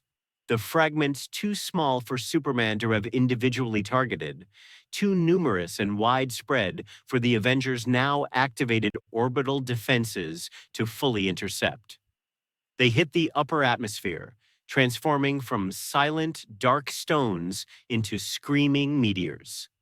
They became a shower of shooting stars, beautiful, ephemeral, and deadly. They streaked across the dawn sky over Eastern Europe. They flared over the empty vastness of the South Pacific. They glittered ominously over the densely populated coast of Southeast Asia. Many blessedly burned up in the fiery embrace of re-entry, disintegrating into harmless dust. Some did not. A fragment the size of a delivery van, a jagged piece of carbonaceous chondrite, survived the plunge. Its path took it over the war-torn, struggling nation of Sokovia. It screamed over the capital city of Novigrad, a city still bearing the scars, both physical and psychic, of the Ultron crisis. Reconstruction had been slow, a testament to human resilience. New foundations had been laid atop the old wounds. The meteor fragment did not strike the city center. It impacted a wooded hillside 3 miles to the north. The impact was not nuclear, but it was cataclysmic. The kinetic energy released was equivalent to a large tactical warhead. The resulting fireball incinerated the surrounding forest and sent a supersonic shockwave radiating outward. Novigrad, nestled in the valley below, was not flattened. It was scoured. Every window exploded inward. Weaker structures, the temporary housing and partially rebuilt buildings, collapsed. Fires erupted simultaneously across the city as gas lines ruptured. The hill itself partially liquefied, triggering a mudslide that buried the northern districts. The town that had been painstakingly rebuilding from one superhuman-caused tragedy was erased in a fireball of cosmic, cruel irony. In the Avengers Command Center, the casualty ticker, which had been climbing steadily, suddenly spiked. The numbers scrolled, accelerated by the AI's ingestion of seismic data, thermal blooms and emergency transponders going silent. The final number, when the last rock fell and the skies finally cleared, and when, in the profound silence of space, the Chitauri beacon flickered one last time and died under Superman's careful, meticulous hands, settled on a figure. 1.4 million. He had saved the planet from an extinction-level event. He had saved billions. He had performed a feat of precision and power that defied all known physics. He had proven that the impossible solution was technically possible. He returned to Earth. He descended not in a triumphant streak, but in a slow, heavy arc, like a falling star drained of its light. He landed on the damaged tarmac outside the Avengers facility, the ground cracking under his weight, not from force, but from the profound gravity of his failure. He was smeared with alien dust and the carbon scoring of micrometeorites. His cape was torn in several places. He walked into the command center. The silence was a physical thing, thick and choking. The main screens no longer showed trajectories or timers. They showed news feeds, the smoldering ruins of Novigrad from a dozen angles, frantic rescue workers moving through apocalyptic landscapes. A weeping woman clutching a child's toy, her face a mask of utter desolation. He saw the Avengers. They were not suited for battle anymore. They stood in their street clothes, looking older, wearier than he had ever seen them. He met their eyes one by one. He saw it, not the hot blaze of anger he might have expected, not the outrage. Something worse, a cold, grim confirmation, a terrible validation of their worldview. See, their silence said, this is the way it is. This is the price we warned you about. Tony Stark spoke first. He was leaning against a console, arms hanging loosely at his sides. His voice was hollow, stripped of all its usual sarcasm and energy. It was the voice of a man reading an epitaph. The beacon? Destroyed, Superman said, his own voice softer than he intended. Safely. Its energy matrix is completely inert. It won't threaten anyone, ever again. The asteroids? Steve Rogers asked, his gaze steady and unbearable. Diverted or pulverized in the upper atmosphere. The major, continent-killing impacts, they were prevented. Tony nodded slowly, a mechanical bob of his head. 1.4 million people, Clark. He said the name, not the title. It was an accusation of intimacy. In exchange for $7 billion. That's a good trade, a fantastic trade by the brutal metrics of survival. That's the trade we were prepared to make, the only trade on the menu. He finally looked up and his eyes were haunted. You took a detour on your way to making it. You took longer to get to the same damn place. The words hit Superman with the force of a phantom blow. He physically recoiled, a slight, almost imperceptible stagger. I was trying to save everyone. You tried, Captain America said. His voice was heavy with a grief he knew all too well, a grief from a century of loss. And because you tried to do the impossible, because you refused to accept the possible, people died who didn't have to. People in Sokovia, they've already paid a price for heroes fighting their battles. Now they've paid yours. He stepped closer, not in threat, but in solemn, awful judgment. Your mercy, Clark, your belief that no one has to fall, it had a cost, a tangible, bloody cost. It always does here. The words landed not just on Superman, but on the very ideal he represented. They carried the weight of this universe's unyielding physics, its history written in sacrifice and blood. Superman looked down at his own hands, hands that could cradle a newborn or push a planet from its course. Hands that had just performed miracles of microengineering in the harshest environment imaginable. They were clean. There was no blood on them. And yet, they felt drenched.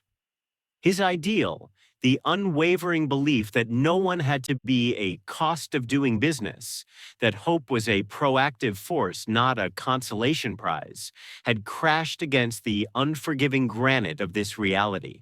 It had shattered. He had believed, truly believed, that with enough power, enough will, enough goodness, the universe would bend. Here, the universe demanded a blood sacrifice as a down payment on survival. He began, the word escaping like air from a punctured lung. He sought the others, the sure, confident words that had always been there, born of truth and justice. They failed him. They crumbled to ash on his tongue. For the first time since the rockets of Krypton carried him to Earth, the unshakable belief in the better way wavered. Not just wavered, it cracked, revealing a terrifying darkness of doubt beneath.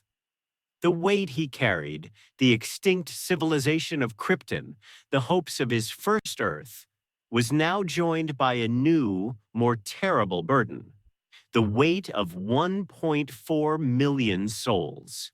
Souls he had not killed, but whom he had, through his hesitation, his principled stand, his mercy, nonetheless condemned. Their faces joined the ghosts in his memory. Without another word, he turned. The heroes, united in their grim understanding, let him go. There was no condemnation, no shouted recrimination. There was nothing more to say. The evidence was burning on a dozen screens. He walked out into the gray, sickly light of a dawn that felt like it was filtered through ash. The sun was rising, but it brought no warmth, no renewal.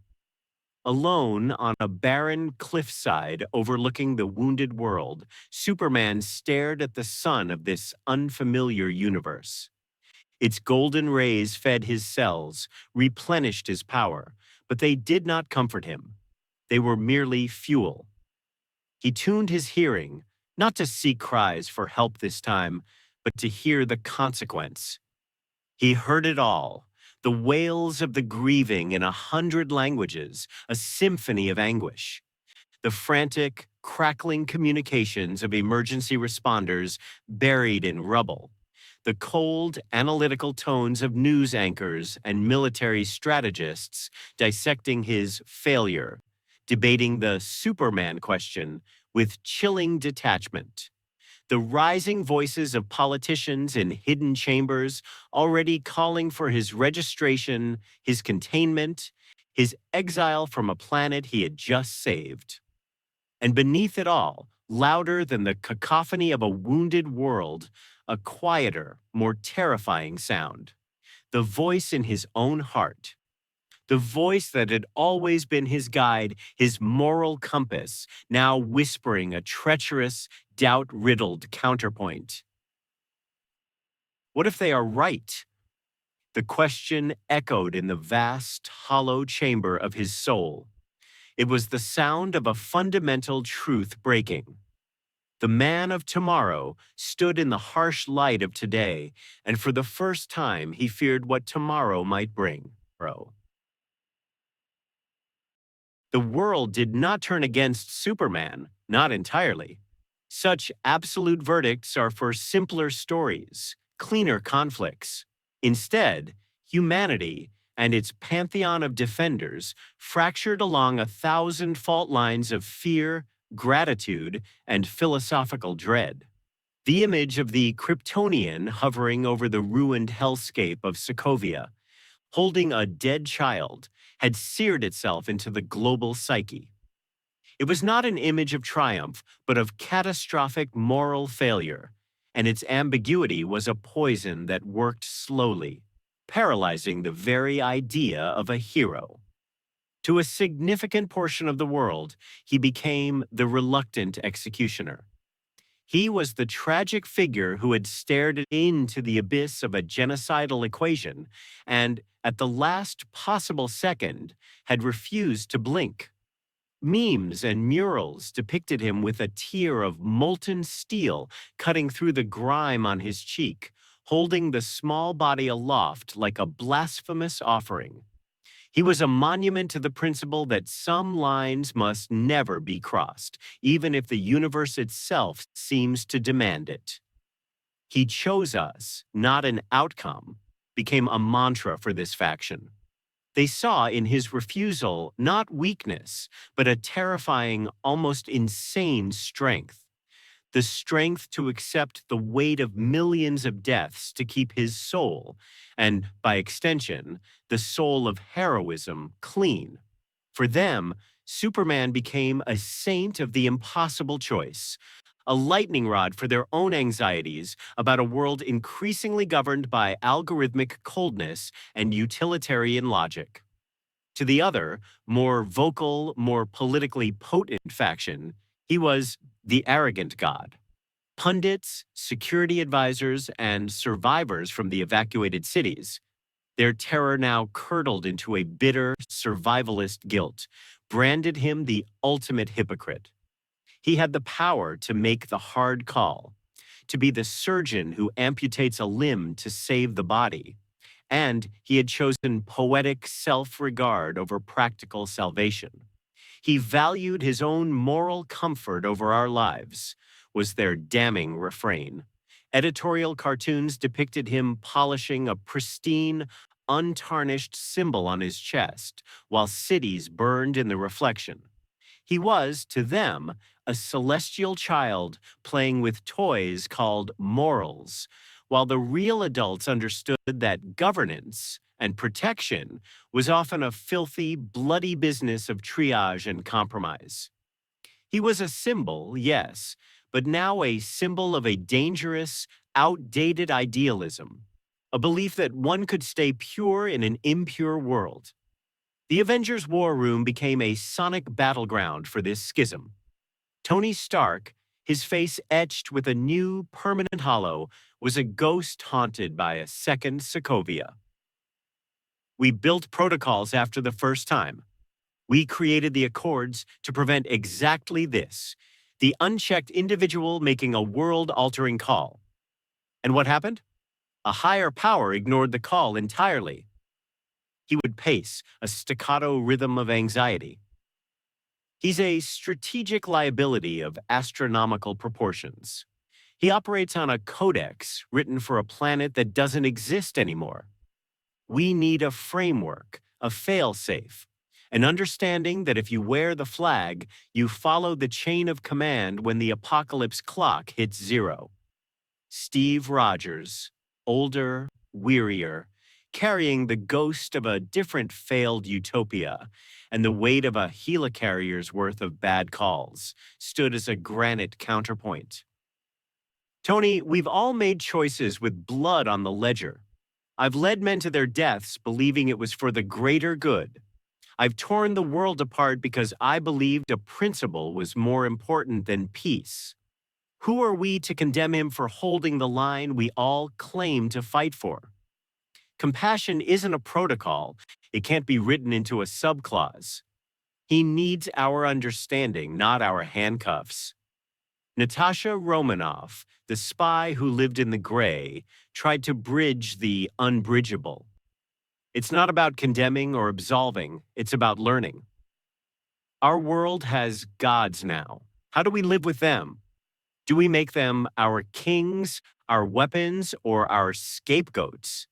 He's all three right now, and it's tearing us apart.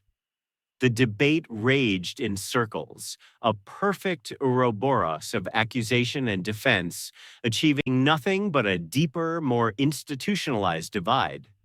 Superman was aware of it all, the urgent, encrypted signals buzzing between the Avengers compound, the UN, and Wakanda.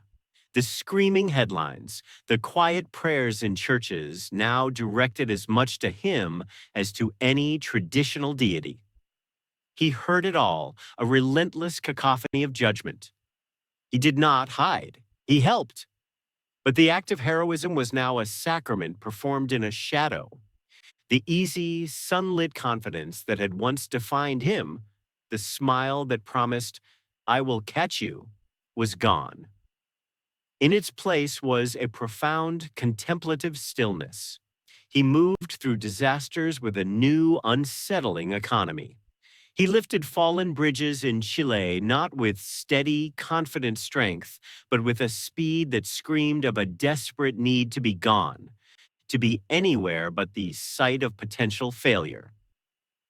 He extinguished a wildfire in Tasmania in a single gale force breath.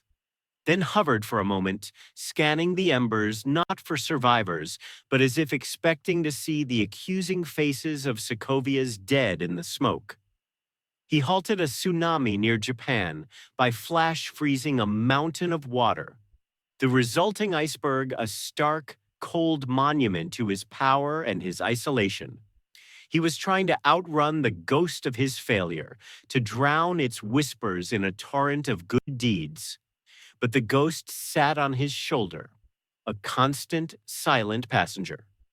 He sought understanding, not absolution, but a map to a country he did not know how to inhabit, a universe where his deepest truth might be a fatal flaw. He found the god of thunder on the storm-lashed cliffs of New Asgard in Norway. The fishing village was postcard quaint, but the air thrummed with the melancholy of a lost glory. Thor stood at the edge of the world, staring into the gray, churning expanse of the North Sea. A bottle of some Asgardian ale was in his hand, but his gaze was fixed on a horizon that no longer held the spires of his home. The weight he carried was not just in his broad shoulders, it was in his single blue eye, a depth that held the memories of a fallen people, a murdered brother, and a shattered hammer. "You carry your failures like I carried Mjolnir," Thor said, not turning. His voice was a low rumble, blending with the distant thunder. A worthy burden, but a burden still. It changes your center of gravity. You're always leaning into the wind, trying not to topple. Superman landed softly on the wet grass, the alien material of his suit stark against the Norse greenery. "I was told you are worthy, that the power of Mjolnir came to you because you were worthy. My power. It just is. A fact of my biology, like breathing. It asks nothing of me but to exist. My choices are my own." Thor took a long, deliberate drink. The wind whipped his hair and beard. "A weapon that chooses is a rare and beautiful thing. It is a conversation, a test, every time you grasp it. But worthiness." He finally turned, his eye locking onto Superman's with an intensity that felt ancient. "Worthiness is not about the weapon. It is about the cost. My father, Odin, sent me to Midgard, stripped of my power to learn humility. I thought it a cruel joke. I learned it through loss, through my mother, slain before me, through my father, turning to dust in my arms, through my brother, dying for a people he pretended to hate, through my friends, my warriors, my people. Asgard is not a place, it is a people, and most of my people are dead." He took a step closer, the smell of ozone and sea salt clinging to him.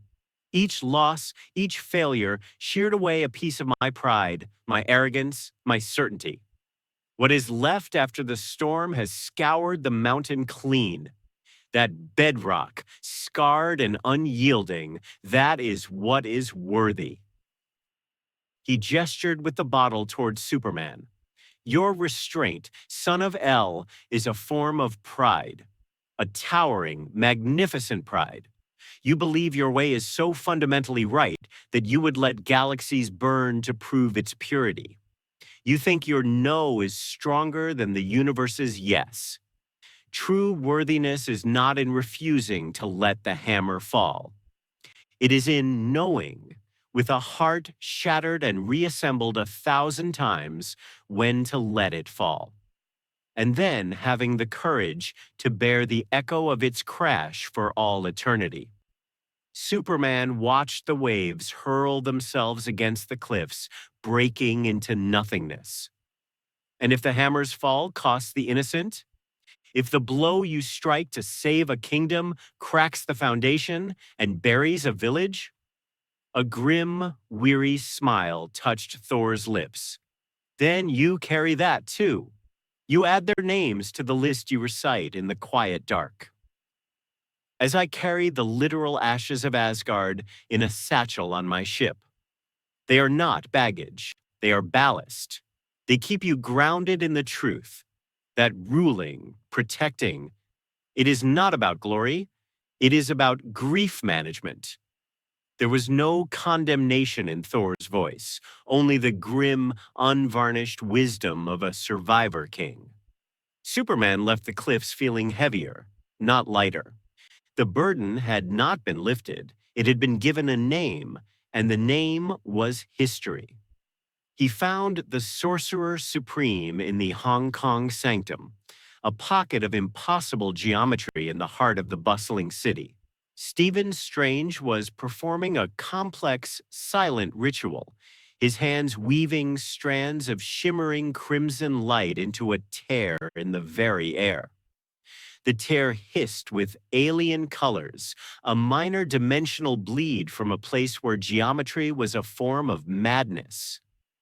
"You're patching the cracks," Superman observed, his voice echoing softly in the vaulted chamber. "Constantly," Strange replied, his focus unwavering, his hands a blur of precise, graceful motion. "Reality is less a sturdy edifice and more a fragile eggshell, perpetually under siege. Things are always trying to get in, hungry things, mad things, or occasionally pieces of our own world, through trauma or ignorance, fall through." With a final, elegant twist, he sealed the breach. The crimson light dissolved, leaving only the smell of ozone and old books. Strange turned, the cloak of levitation adjusting itself at his shoulders. "You're a conundrum, Kal-El. A fascinating one. You don't break the rules of this reality. You are a walking, flying rule from another book entirely, inserted into our text. Your presence here is a constant, low-grade paradox. Your solar-powered biology, your tactile telekinesis, your very molecular structure. It hums at a frequency that doesn't quite harmonize with our local laws of physics.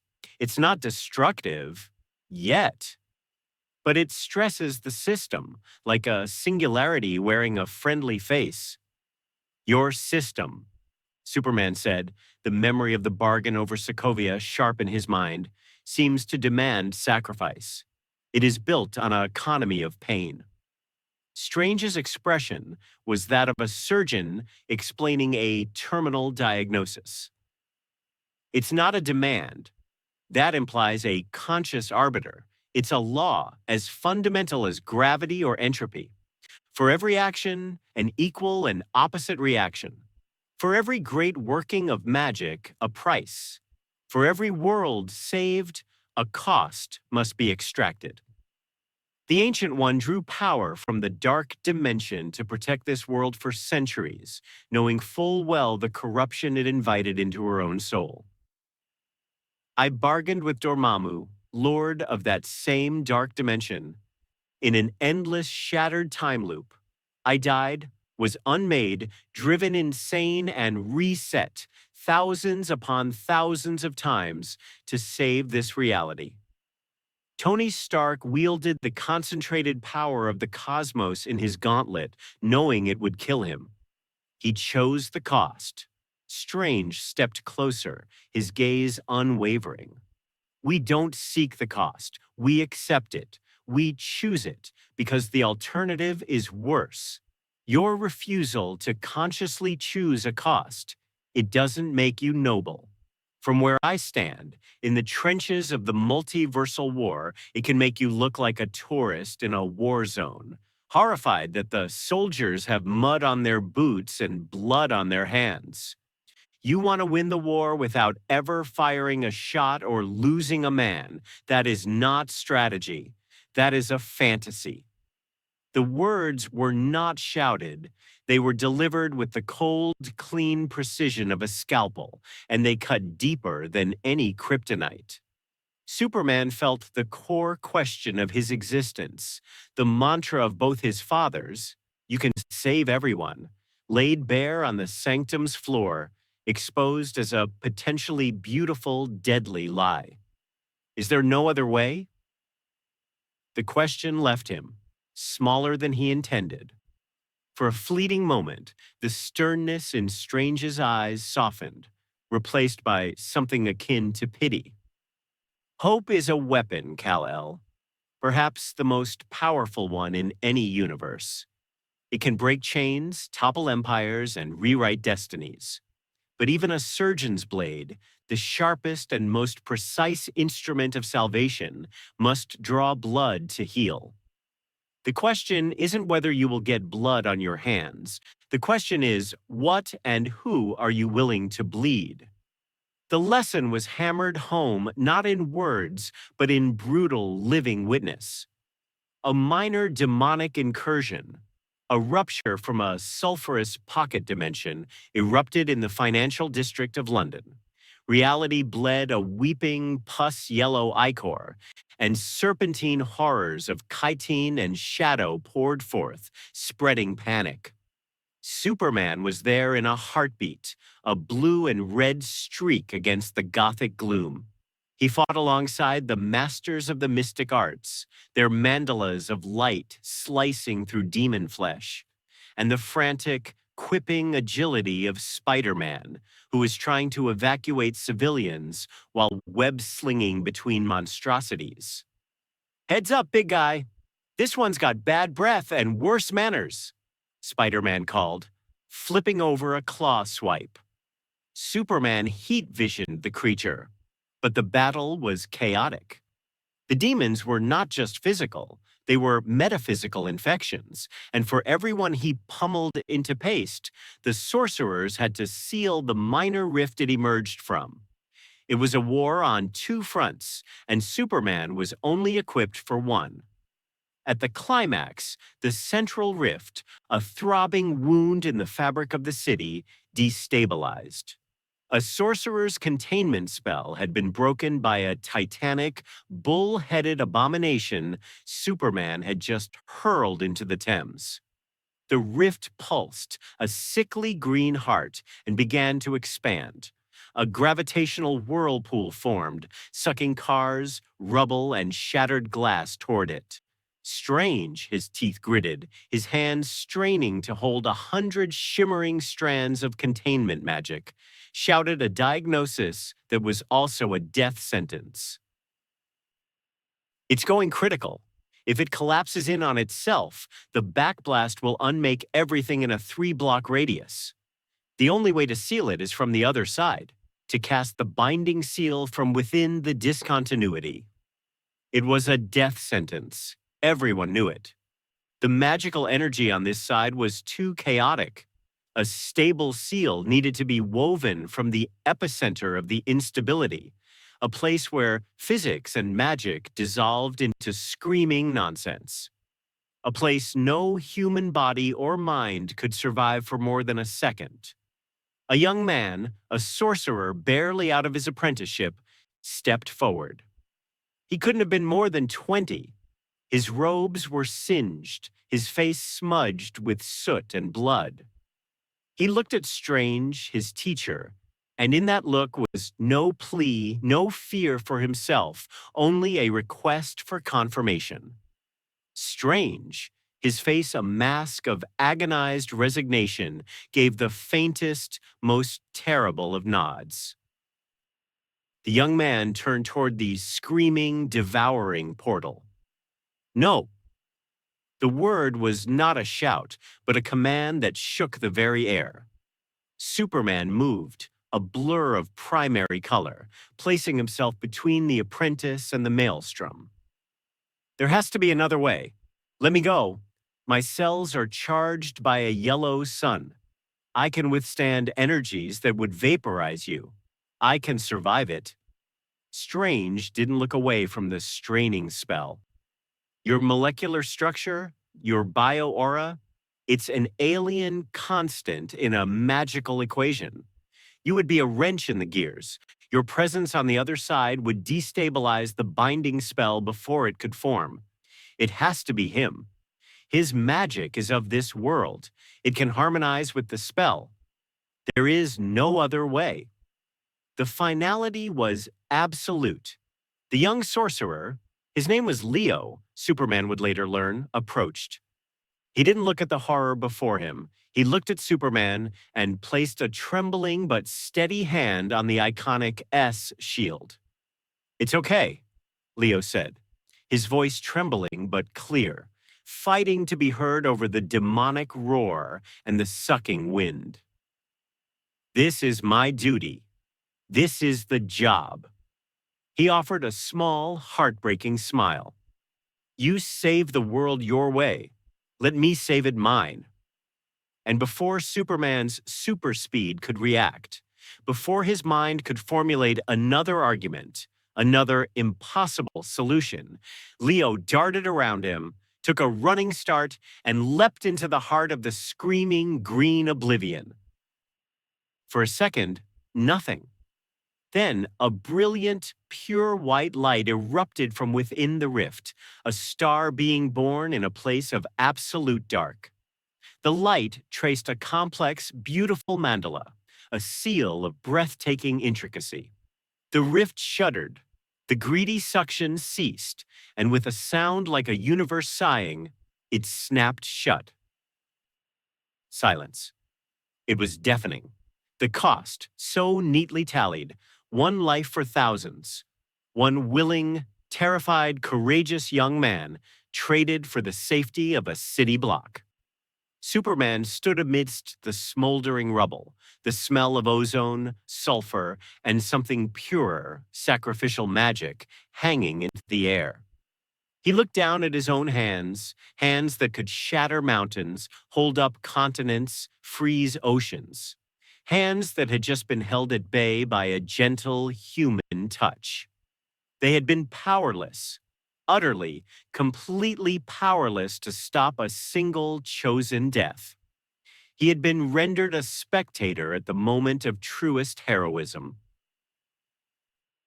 In that crushing silence, the philosophical confrontation crystallized into a cold, hard, personal truth. It wormed its way past his ideals and nestled in his Kryptonian heart, a shard of ice. To operate in this world, to truly protect it alongside its native defenders, he might have to violate his deepest, most sacred belief. The belief instilled by Jonathan Kent, affirmed by Jor-El, written in the very light of his Earth sun. The belief that no one is expendable, that there is always another way. That belief he saw now on the ravaged streets of London might itself be a luxury. A beautiful, profound luxury that this harder, older, more scarred universe could not always afford. That night, he hovered in the silent vacuum between Earth and the moon. Below him, the blue marble turned, bathed in the silver glow. He listened. He heard the billion heartbeats, the steady rhythm of sleep, the frantic pace of an emergency room, the joyful syncopation of a dance club, the lonely, slow thump of an insomniac. He heard the symphony of pain and joy, of creation and destruction, of love and loss. It was a song he had pledged his life to protect. But now he heard the dissonant notes within it, the notes written in the key of sacrifice, the whispered goodbyes of soldiers, the last thoughts of firefighters, the silent acceptance of doctors facing a no-win triage. This world, for all its beauty, ran on a fuel of conscious, painful choice. The hope that defined him, the hope that was his North Star, his power source, his reason for being, flickered, not extinguished, never that, but tested in a forge of grim, unyielding necessity. It was no longer a simple, radiant sun. It was a flame in a hurricane, bending, straining, threatening to be torn apart. He was an idealist from a dead world, trying to graft his paradise onto a garden that had grown in thorns and blood. He was a citizen of a universe of moral realists, of gods and sorcerers and soldiers who had long ago reconciled themselves to the arithmetic of salvation. And the universe, with its immutable laws and its cruel equations, was winning. It was then that the new alert pulsed, not through conventional channels, but across a spectrum of perception only beings of a certain power could sense. It vibrated in the quantum realm, whispered in the dark dimension, echoed in the Odin force. The Avengers detected it as a spike in cosmic background radiation. Stephen Strange felt it as a migraine in the collective consciousness of the Faltine. Thor heard it as a wrong note in the music of the spheres. It was not an asteroid, not a demonic horde. It was something older, colder, and far more abstract. The cosmic iconoclast. An entity born in the silent eons before the first stars, a conceptual predator. It did not feed on worlds or life force, but on belief systems, on symbols, on narratives of meaning. It devoured faiths, crumbled ideologies, and shattered paradigms. It was the void that followed a broken promise, the nihilism after a fallen idol. Its presence was a psychic frost, an absolute zero of meaning. And it had detected a profound, intoxicating new source of nourishment in this sector of reality, a beacon of pure, undiluted, solar-powered hope. A symbol so bright, so potent, that its shattering would be a feast that could sustain the iconoclast for millennia.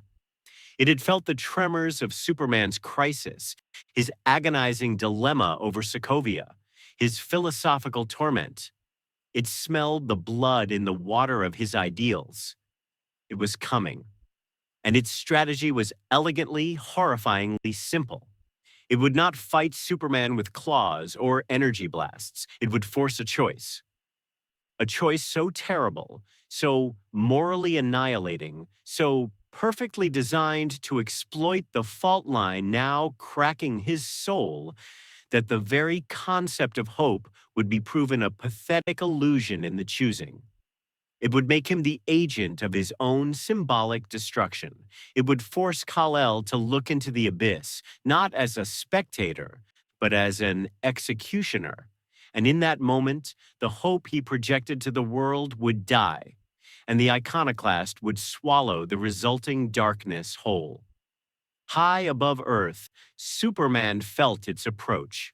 It was a chill in his soul, a psychic frost creeping toward the warmth of his sun.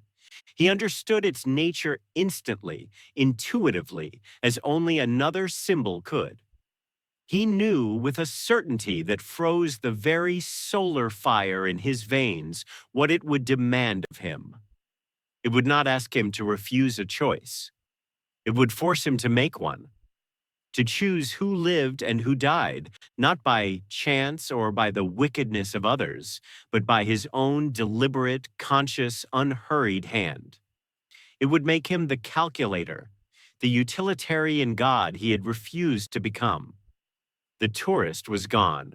The visitor from a kinder world had been shown the true lay of the land in London's ashes and on Norway's cliffs.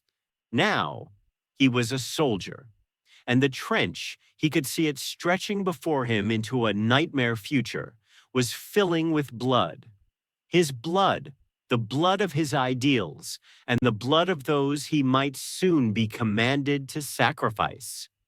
He turned his face from the peaceful moon back toward the waiting earth. The sun would rise soon. But for the first time, Clark Kent, Kal-El, Superman, wondered if he would still recognize the man who flew to meet its light. The end did not arrive with a bang or even a whimper. It arrived with silence. It manifested as a perfect, seamless sphere the size of a small moon, drifting into a geostationary orbit over the Pacific. It was not black, for black is a color, an absorption of light. It was void gray, a shade that existed as the negation of pigment, of frequency, of concept. It was the cosmic iconoclast. It did not invade, it subtracted. Its influence propagated not as a wave of destruction, but as a chilling deficit, a leaching away of essence. First to go were the superfluous wavelengths. Flowers in the Keukenhof Gardens in the Netherlands didn't wilt. Their vibrant reds, yellows, and purples simply drained away, leaving behind botanical sketches in shades of gray.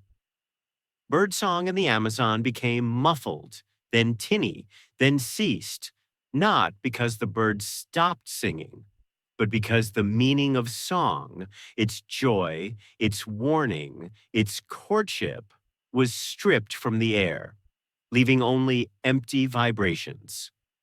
Then the more complex abstractions began to fade. The triumphant swell of a symphony felt flat. The heart-clenching grief at a funeral felt distant, academic. The warm, wordless bond between a parent and a child grew thin and cold. The iconoclast was not an aggressor in the conventional sense. It was a condition, a metaphysical parasite feeding on the very substrate of reality, meaning, narrative, the stories, big and small, that collectively defined existence. It turned the universe into a bland, gray textbook of itself, devoid of poetry. The world's greatest defenders assembled in orbit, a constellation of power and intellect facing the anti-presence. The assault was magnificent and utterly futile.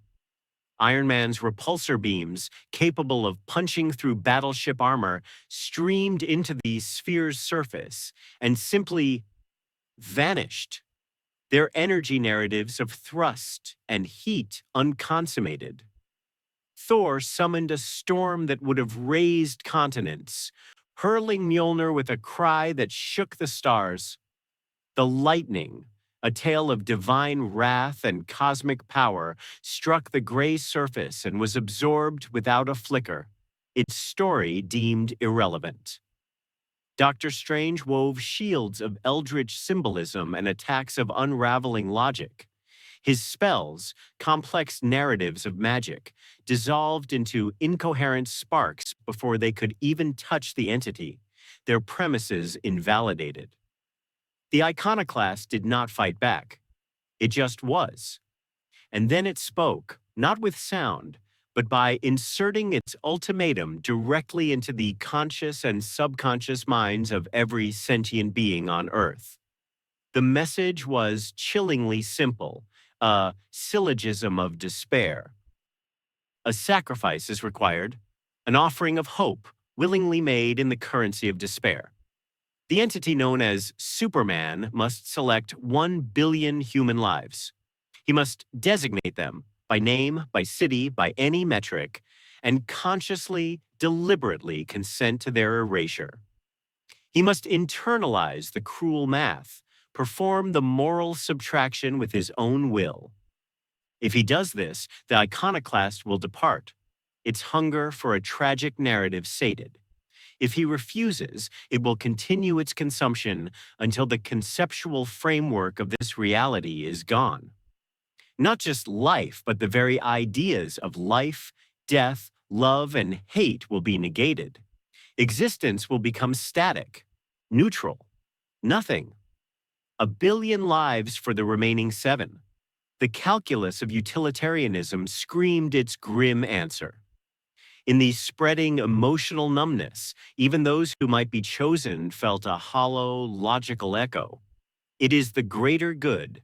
Make the choice. End the uncertainty.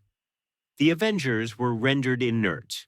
Captain America stood on the deck of a S.H.I.E.L.D. helicarrier, his fists clenched, his moral compass spinning wildly. There was no enemy to stand against, no line to hold. This was a referendum not on strength, but on the soul. Tony Stark, locked in his suit, ran simulation after simulation, searching for a technological loophole, a frequency to block, a shield to generate. Every solution presupposed a reality that obeyed consistent rules. The iconoclast was eating the rules. Bruce Banner trembled. The Hulk a useless roar of frustration in his mind, for what was rage without consequence, without a story of cause and effect? Natasha Romanoff and Clint Barton, masters of pragmatic sacrifice, looked at each other and saw only a void where their hard-won calculus of necessary evil now meant nothing. In the silent theater of orbit, Superman faced the sphere. He felt the weight of the ultimatum, a cosmic anvil on his shoulders. He felt the despair rising from Earth, not as a scream, but as a sigh, a terrible, resigned acceptance. He saw the data streams on his Justice League comms, population metrics flashing, the cold numbers begging to be crunched. He saw Tony's face, gaunt and desperate on a private channel, the genius finally out of ideas. He saw Steve Rogers' visage, the man who would literally die before sacrificing an innocent, looking utterly broken. The very principle of his being invalidated. The iconoclast prodded him, not with force, but with possibility. It flooded his mind with a cascade of data made intimate. A billion faces flashing before his eyes, a laughing child in Seoul, an old man tending a garden in Naples, a student reading in a Cairo library, a family gathered around a table in Buenos Aires. A billion heartbeats, a billion stories, rich with potential, love, and regret. Choose, the entity whispered, its voice the sound of static between stars. Be the hero this world needs. Be pragmatic. Be strong. Carry this burden so they don't have to. Pay the price. Superman closed his eyes.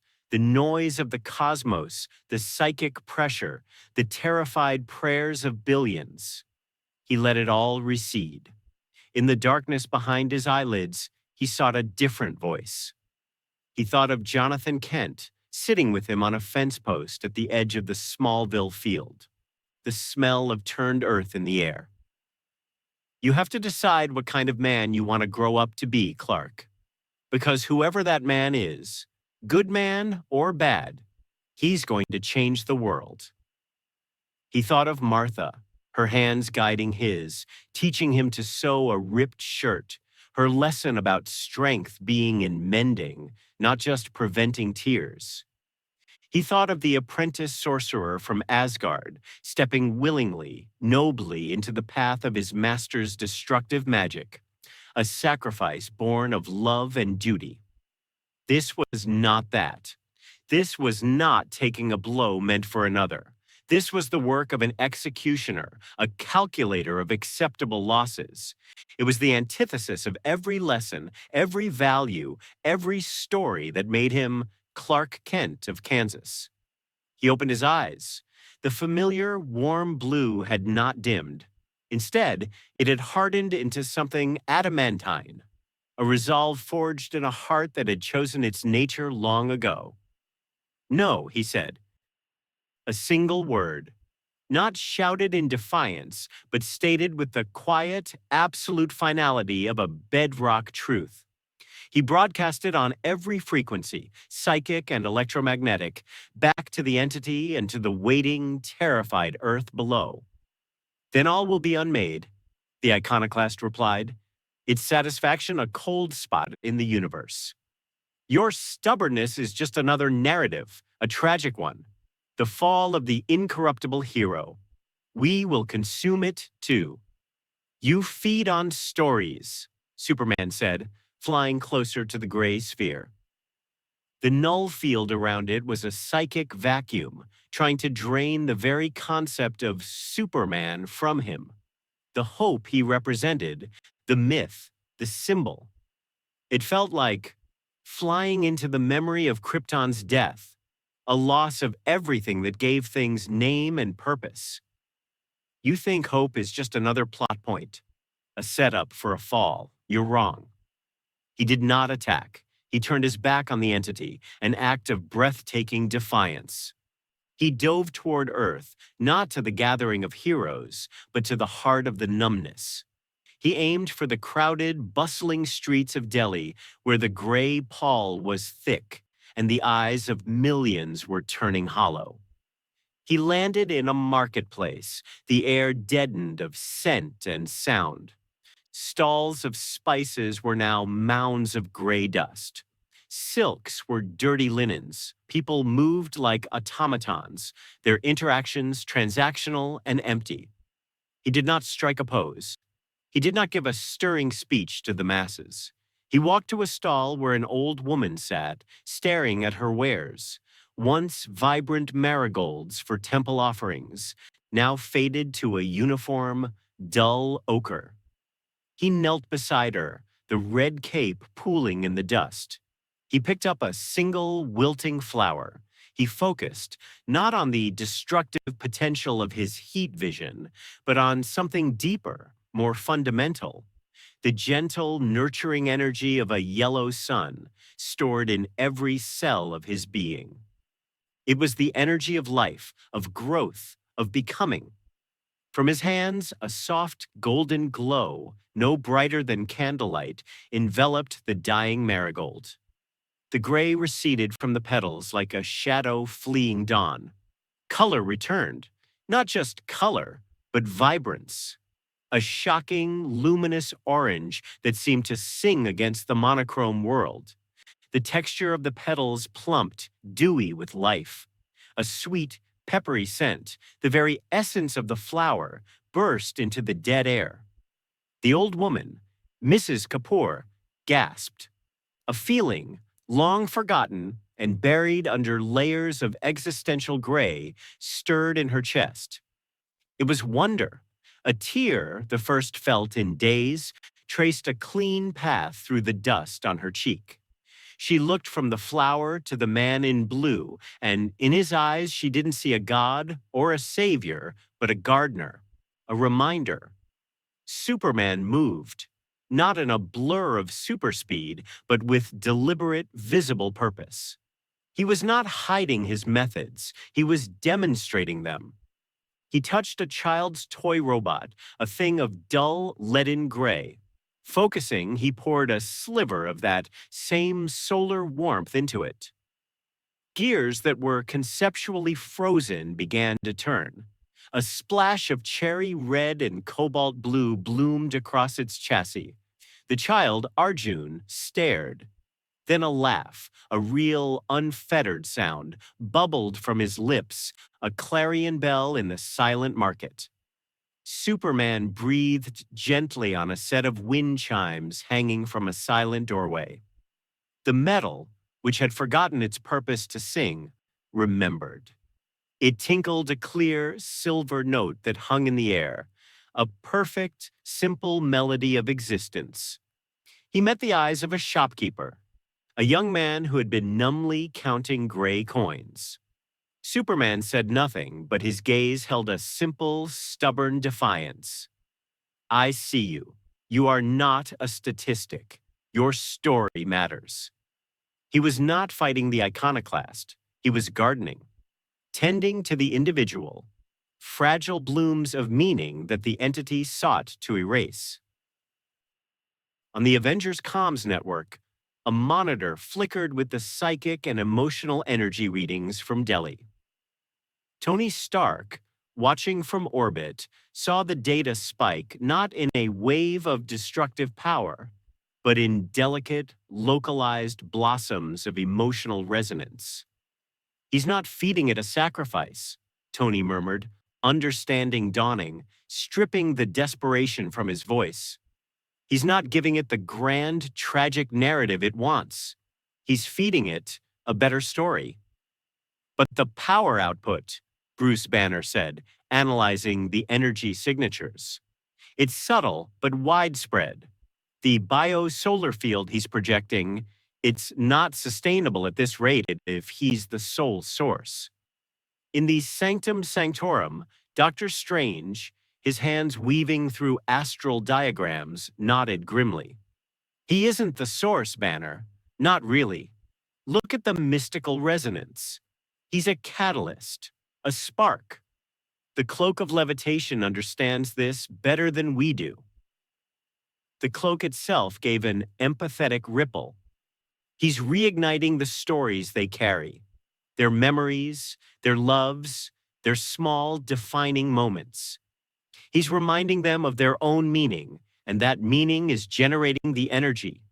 He's reflecting their own light back at them. And so, Superman flew. From the choking gray of Delhi to the melancholic silence of Paris, where he helped a baker named Sophie remember not just the recipe, but the joy of a perfect golden brown baguette, the pride in craft, the smile of a morning customer. He flew to a coastline in Ghana, where a fisherman, Kofi, sat listlessly beside a torn net. Superman didn't fix it with super speed. He sat, took a needle and line, and with painstaking human slowness began to mend a single stitch, then gestured for Kofi to continue.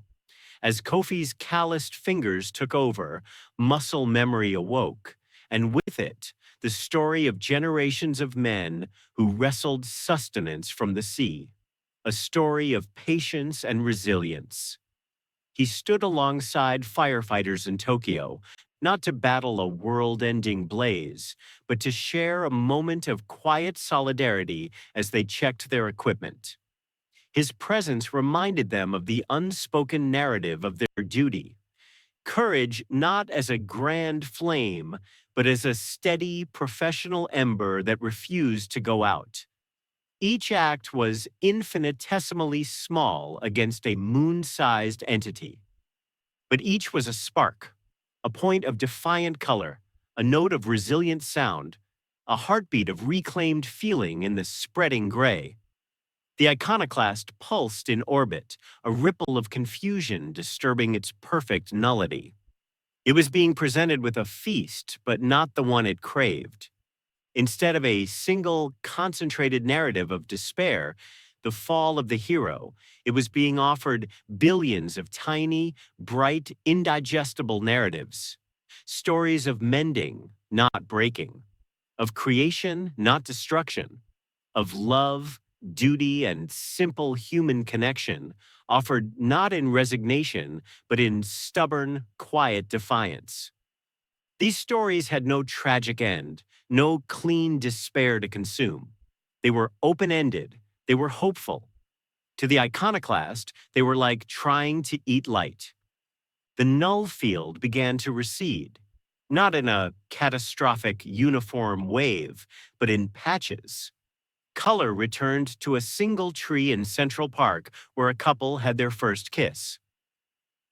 Laughter echoed suddenly from a courtyard in Barcelona where children remembered a game. The gray melted like ice under a scattered, persistent sun. Enraged, the entity abandoned its passive consumption. It focused its entire, terrible being on the catalyst, the source of this narrative resistance. It launched a psychic assault directly at Superman's core, trying to drain the concept of Superman itself. It bombarded him with his own story, twisted into a proof of hope's futility. It showed him Krypton, not in its glory, but in its final, prideful ignorance, its story ending in fire and ash. It replayed Jonathan Kent's heart attack, frame by frame, emphasizing Clark's powerlessness despite all his strength. It dredged up the faces of those he could not save, the 1.4 million of Sokovia among them, a silent, accusing chorus. "See," the static voice hissed, "your hope is a lie, a child's fantasy in a universe of cold equations. You are a story of failure. Let us consume it and be done." Superman, hovering in the thin, cold air of the upper atmosphere, weathered the psychic storm. He did not flinch. He did not deny the images. He let them wash over him, through him. He carried them always. They were the weight that gave his hope its gravity. "You wanted a symbol of hope to sacrifice?" he said, his voice calm, ringing out across the psychic plane like a clarion call, reaching every mind still struggling against the gray. "Here it is.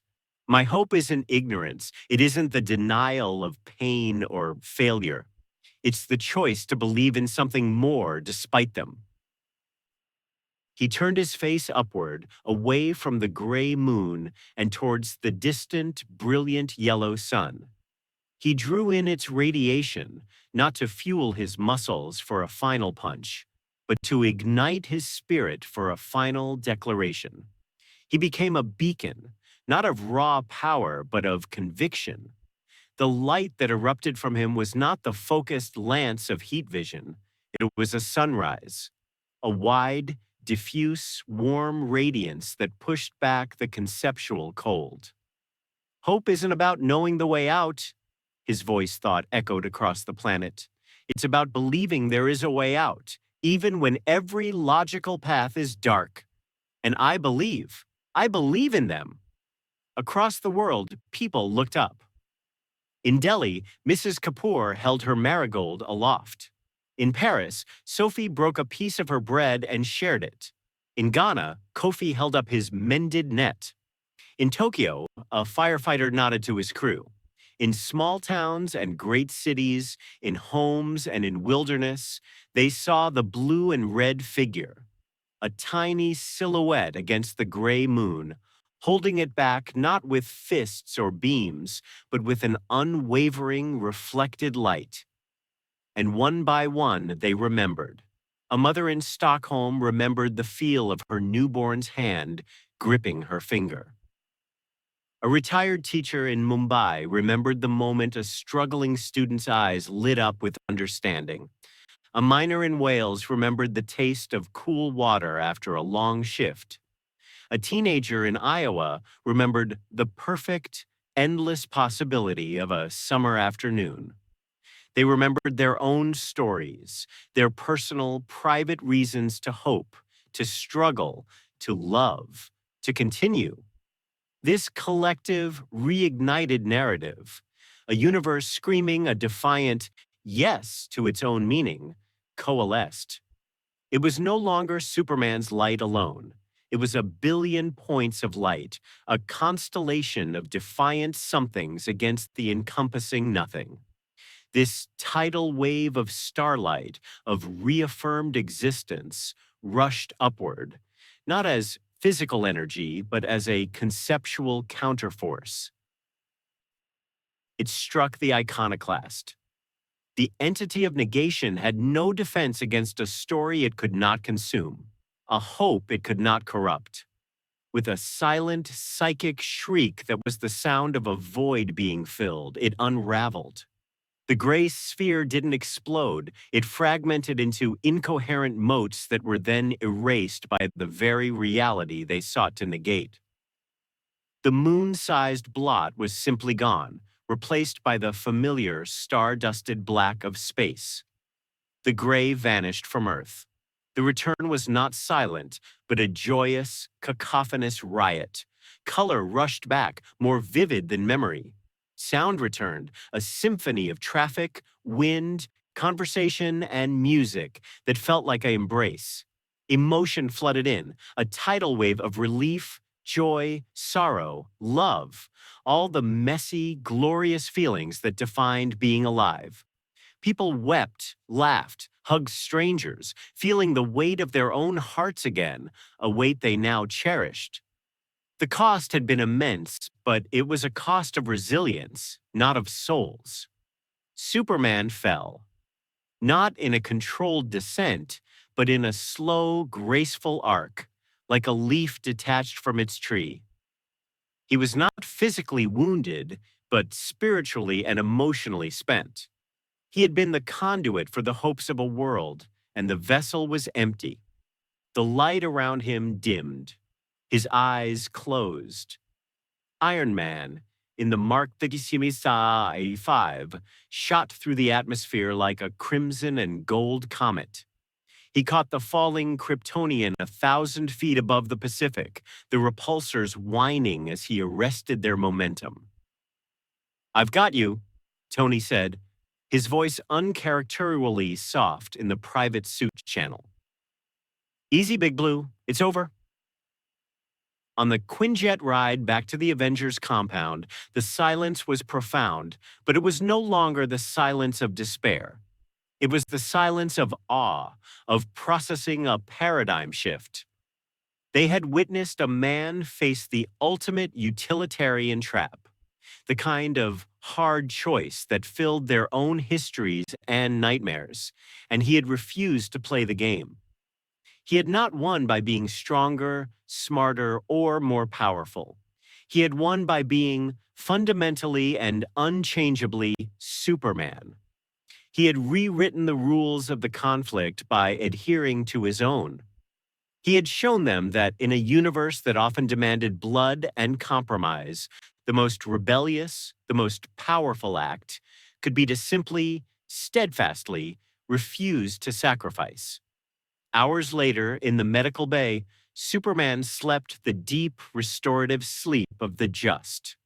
The monitors showed his solar reserves slowly, steadily refilling. Tony Stark stood at the observation window, a cup of cold coffee forgotten in his hand. He had shed the armor, but the weight of the day remained, not as a burden, but as a lesson. Steve Rogers joined him, his uniform dirty, his face etched with a new kind of respect. He never even considered it, Tony, not for a second. I know, Tony said, his voice quiet. We were all running the numbers, looking for the third option, the tech solution, the tactical retreat. We kept asking, what's his play? What's the angle? How does the Superman variable factor into the calculus? He shook his head, a humble, awed smile, finally touching his lips as he looked at the sleeping figure. That was it. His play was to have no play, no angle, no calculus. He turned to Steve, the engineer who built solutions and the soldier who made tough calls, both humbled before a different kind of principle. Just a promise, Tony Stark finished. A promise he made to a couple of farmers in Kansas a long time ago. And sometimes I'm starting to think that's the only math that really matters. Outside, the world, in all its noisy, colorful, emotionally messy glory, spun on. Its story continued, not because a price had been paid in blood, but because a price had been refused. And in that refusal, hope had proven itself not a weakness, but the one force a universe of nothing could not withstand. The world did not heal in a day. But in the weeks following the iconoclast's silent defeat, a subtle, profound thaw began, not of ice and rubble, but of the spirit. The long, psychic winter that had settled into the bones of this universe, born from a decade of snap judgments, impossible sacrifices, and Pyrrhic victories, started to recede. And Superman did not leave. He stayed. He stayed not as a savior hovering above, but as a man working beside. He helped clear the last of the psychic debris from Manhattan's streets, his heat vision carefully slicing through twisted metal that threatened to topple. He spent an afternoon in the ruins of a small town in Sokovia, listening to an old woman's memories of her son, not with pity, but with a patience that felt like a gift.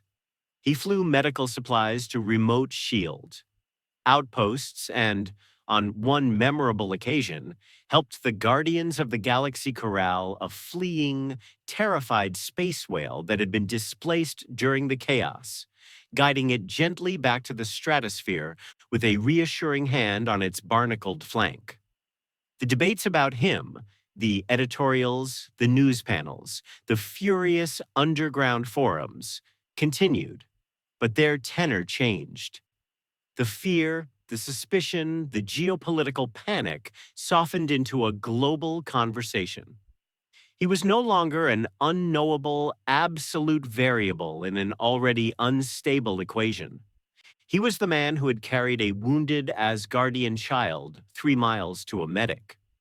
He was the figure seen quietly replanting the trampled flowers in a park in London the morning after the final battle. He was the alien who, when the universe itself had threatened to unravel into despair, had chosen to tend a garden. Before his departure, he sought a final conversation with each of them. They were not grand pronouncements, but quiet moments of clarity, where the people who carried the weight of this world saw themselves reflected in the light of a different sun, with Tony Stark in the workshop. The air smelled of ozone and old oil. Tony was meticulously deconstructing a shattered iconoclast sensor, its once gleaming surface now dull and cracked. He didn't look up as the red cape entered his periphery. "You know," Tony said, his voice uncharacteristically devoid of its usual performative edge, "I built my first suit in a cave, out of scraps, to protect myself. Then I built better ones to protect others. Then the world. Then everything. The armor got thicker, the systems more complex, the AI smarter. I layered contingency on contingency." He tapped a tool against the arc reactor glowing in his chest. The light shimmered on his focused, tired face. "I always thought the protection was in the metal, in the code, in the next upgrade. The bigger gun, the stronger alloy." He finally set the tool down and looked at Superman, his eyes sharp and weary. "You showed me it's in the heart of the thing, the core principle. The one piece I can't forge, can't buy, and can't reverse engineer. It's infuriatingly simple." Superman leaned against a workbench. "It's the only piece that matters, Tony. Everything else is just a tool." "Yeah," Stark sighed, a wry, almost reluctant smile touching his lips. "Took a guy from another universe to show me the blueprint for my own reactor." With Steve Rogers at the Memorial Wall in Washington, D.C., the marble was cool and flawless under the gray afternoon sky. Names stretched into infinity, a silent testament to cost. Steve stood before a particular panel, his broad shoulders squared, but his posture heavy. He placed a hand, flat and gentle, against one etched name. "I've spent my life fighting for what's right," he said, his voice low and steady. "Duty, honor, the shield." Sometimes that meant making terrible choices, choosing which hill to hold, which bridge to blow, which friend to oppose. He took a slow breath. "I thought that was the burden, carrying the weight of those impossible decisions. That being a good soldier, a good man, meant being willing to make the terrible choice so others wouldn't have to." He turned to face Superman, his blue eyes clear and searching. "You showed me the harder fight isn't just making the choice. It's the fight before the choice. It's fighting to keep believing that a choice doesn't have to be terrible. That with enough will, enough heart, enough hope, you can find a third option, a better way. That's a courage I'm still learning. It's scarier than any battlefield." "It's the only fight worth winning, Steve," Superman said softly, "and you've never walked away from a fight in your life." With Thor in New Asgard, the fishing village was alive with sound, the cry of gulls, the lap of waves, and the joyous shouts of children chasing each other across the rocky shore. Human and Asgardian youngsters were intertwined in a game of tag, their laughter indistinguishable. Thor watched from a large, weathered stone, a contented quiet about him, Mjolnir resting at his feet like a loyal hound.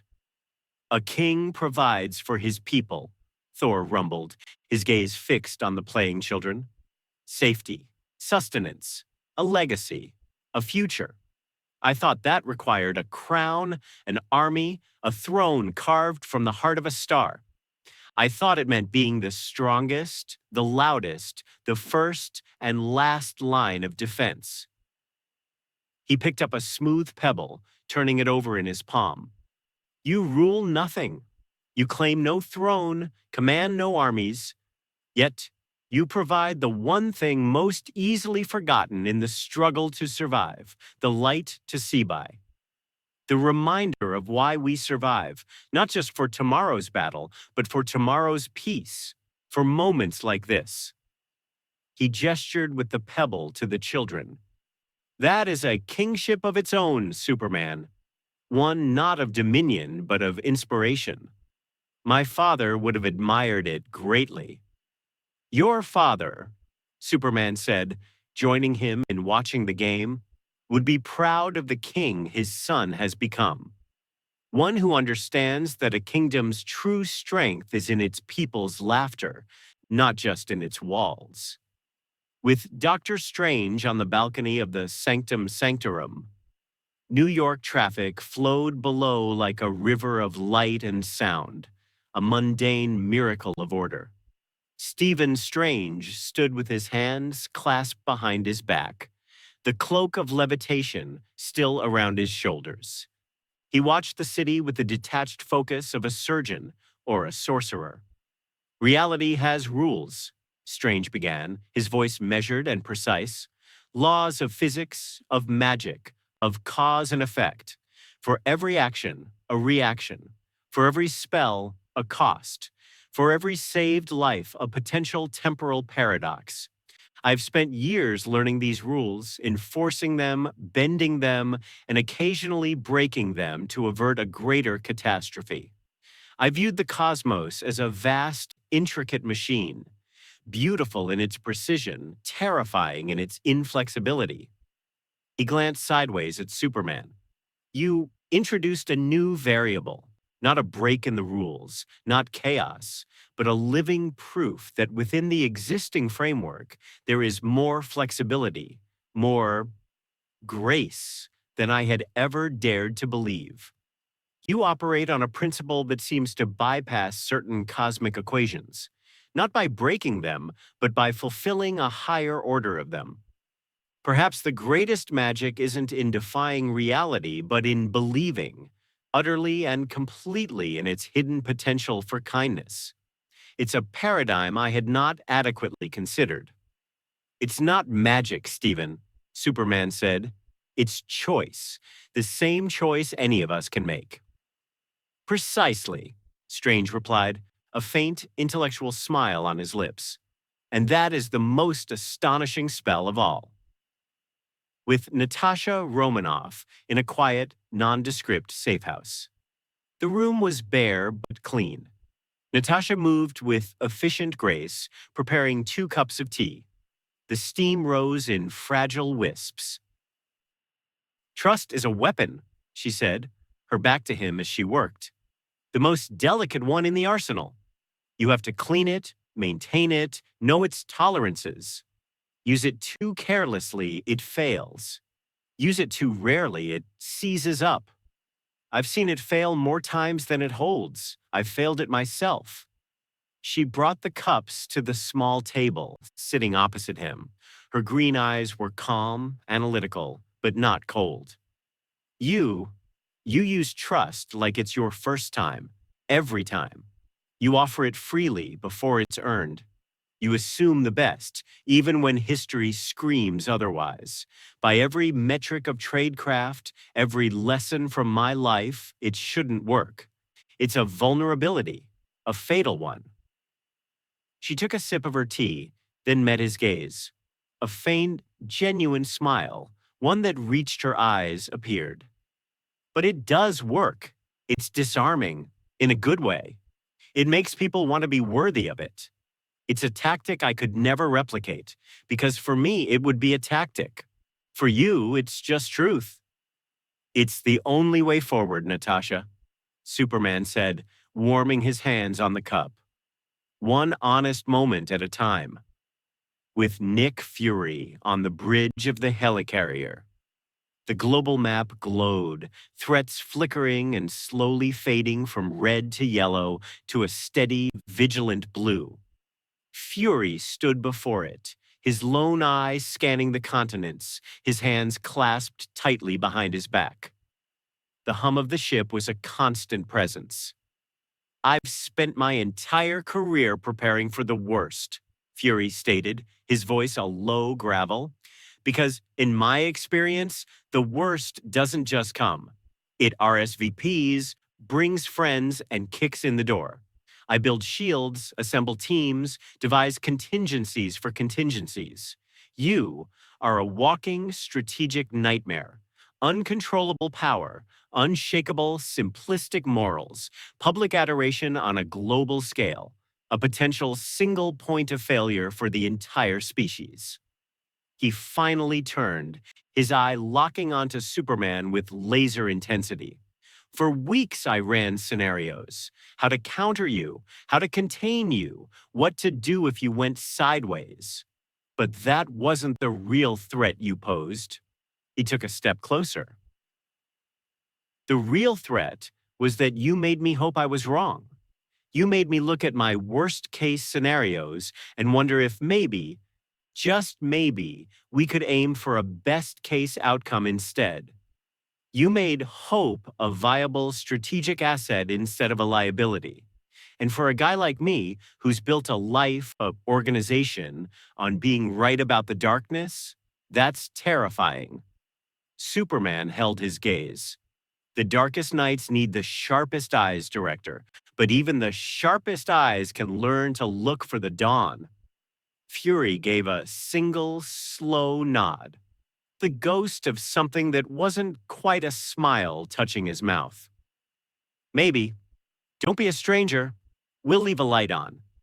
Superman listened to them all. He did not preach. He did not try to convert them to his worldview.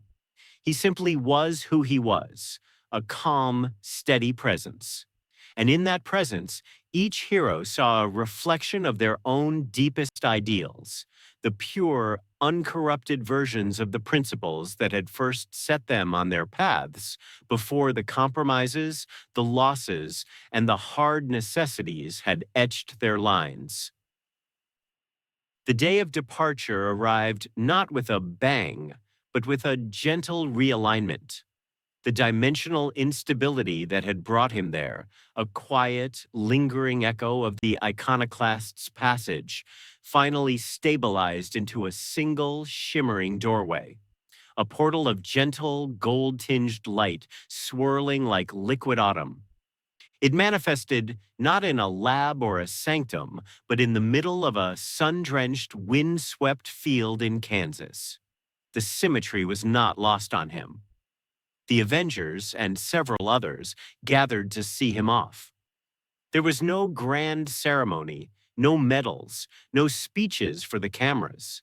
Just a group of warriors, scholars, and spies standing together in the tall grass, forever changed by an encounter with a different kind of strength. The offer stands, Tony said, gesturing vaguely toward the sky. A Quinjet, a comlink, a spare suit with a big S on it, just in case you get bored over there. Superman smiled, that warm, easy smile that had become so familiar. I think you have everything you need right here. Will we see you again? Steve asked, his expression open and honest. Superman looked at the shimmering portal, then back at the horizon, at this scarred, beautiful, stubborn, endlessly resilient world. I hope so, but not because you need saving. He met the eyes of the assembled heroes, because I'd like to visit friends. He moved among them, a firm, respectful handshake with Captain America, a meeting of unwavering gazes, a subtle, understanding nod with the Black Widow, a powerful forearm clasp with Thor, a gesture of warriors and kings, a final, long, silent look with Doctor Strange, a wordless exchange between keepers of impossible truths, a brief, surprisingly heartfelt hug from Tony Stark, who quickly coughed and pretended to adjust a gauntlet. Then he turned and stepped toward the light. He paused at the threshold, the golden glow washing over the red and blue of his suit. He turned back one last time, his face solemn yet bright. "This universe taught me that hope can be heavy," he said, his voice carrying clearly on the breeze. "It can cost. It can be a burden that leaves calluses on the soul. But you taught me it can also be shared, that its weight lessens when more shoulders choose to bear it. Don't just be survivors of what comes, be believers in what can be, in each other." He stepped through. The portal collapsed inward with a soft, gentle sound, like the sigh of wind through ripe wheat, and was gone. The heroes stood in the field, silent for a long moment, the only sound the rustling grass and the distant call of a crow. The space where he had been felt both empty and curiously full. Weeks later, the Caucasus Mountains. A rogue state, leveraging stolen Chaitari energy cores, had fortified a mountain base. They held hostages, threatened a regional capital, and their leader was broadcasting fanatical promises of a new world order. The old, brutal calculus presented itself to the Avengers on their tactical screens, a surgical, overwhelming strike from the air. It would neutralize the threat, destroy the cores, and end the crisis. Estimated collateral casualties: 40, 60 civilian workers and prisoners. Acceptable losses. The only play. Tony Stark in the Mark Lilith X5 hovered high above the cloud cover, the target painted clearly in his HUD. He heard the old voice in his head, the voice of cold logic, of New York, of Sokovia, of Titan. The right play, the only play. Minimize the larger threat, save the greater number. His repulsors hummed, ready to deliver the swift, terrible solution. He looked at the data, the heat signatures in the prison block, the structural layout of the base's sickbay. He looked down through the clouds and saw, via drone feed, Steve Rogers on the ground, already leading a covert team to evacuate a nearby village, personally carrying an elderly woman from her home. He saw the stubborn, unwavering commitment to the one, not just the many. The old voice faltered. "New plan." Tony's voice crackled over the comms. It was different. Not the flippant genius or the anguished commander, but something calmer, steadier. "We're doing this the hard way. Banner, you on standby? I need a pinpoint, non-lethal EMP burst. I'm sending you the grid coordinates. You need to disable the main power conduit and the weapon systems, but you have a 3-meter margin of error. You cannot hit the field hospital's backup generator. Thor, I need you on my mark. Not a lightning strike, a localized, sustained lightning storm right above the main courtyard. Maximum visual and audio disruption, minimum structural damage. Think theatrical, not tactical." There was a beat of stunned silence on the channel. "Natasha, Clint," Tony continued, his fingers flying over a holographic interface as he rerouted suit power to scanning systems. "You have a 90-second window once the lights go out and the thunder starts. New ingress point is being sent to you now.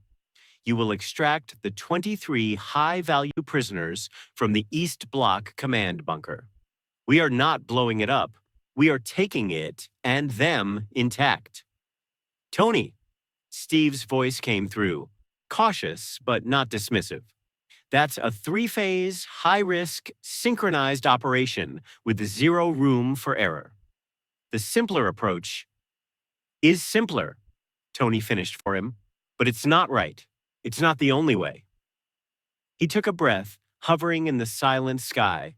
"It's the way that saves everyone. Let's prove it's possible." Another silence, this one charged with a new energy. "I can do the EMP," Banner's voice came, thoughtful and focused. The calibration is tricky, but yes, I have the shot. The storm shall be magnificent, Thor boomed, enthusiasm cutting through the tension. We're in position, Natasha confirmed, her voice all business, but with a thread of something like anticipation. Ready on your mark. The operation was messier. It was harder. It took longer. It required breathtaking feats of precision and trust. Thor's storm was a masterpiece of controlled fury, dazzling the guards. Banner's EMP pulse was a scalpel, not a club. Natasha and Clint became ghosts in the thunder, liberating the prisoners. Steve's team secured the perimeter, neutralizing guards with non-lethal force. Tony himself dove into the heart of the base, not with missiles blazing, but with hacking tools and containment fields, personally wrestling the unstable Chitauri cores into neutralization chambers. When the dust and the last echoes of thunder settled, the threat was neutralized. The leader was in custody. The stolen tech was secured. The casualty report, after a thorough scan, read 0. Standing in the smoldering but largely intact ruins of the enemy base, surrounded by freed prisoners and S.H.I.E.L.D. cleanup crews, Steve Rogers pulled off his helmet. He looked across the courtyard at Tony Stark, whose armor was scorched and dented in new places. Tony's faceplate hissed open. His hair was sweaty, his face smudged with soot. But the grin on his face wasn't just the adrenaline of victory. It was quieter, deeper, a grin of profound realization. Steve walked over, extending a hand. Tony grasped it, not in a handshake, but in a firm, mutual grip. See? Tony said, his voice husky but clear. No play, just a promise. Steve nodded, his own smile breaking through. Took you long enough to figure it out. Had to wait for a good teacher, Tony retorted. But there was no bite, only gratitude.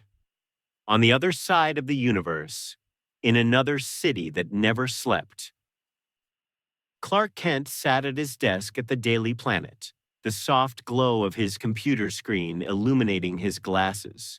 He was typing up a story about a new community center opening in the west side of Metropolis, funded by an anonymous donor. The prose was clean, hopeful, focusing on the after-school programs and the community garden. He paused, looking out the window at the skyline of his city. The sun was setting, painting the towers in hues of orange and purple.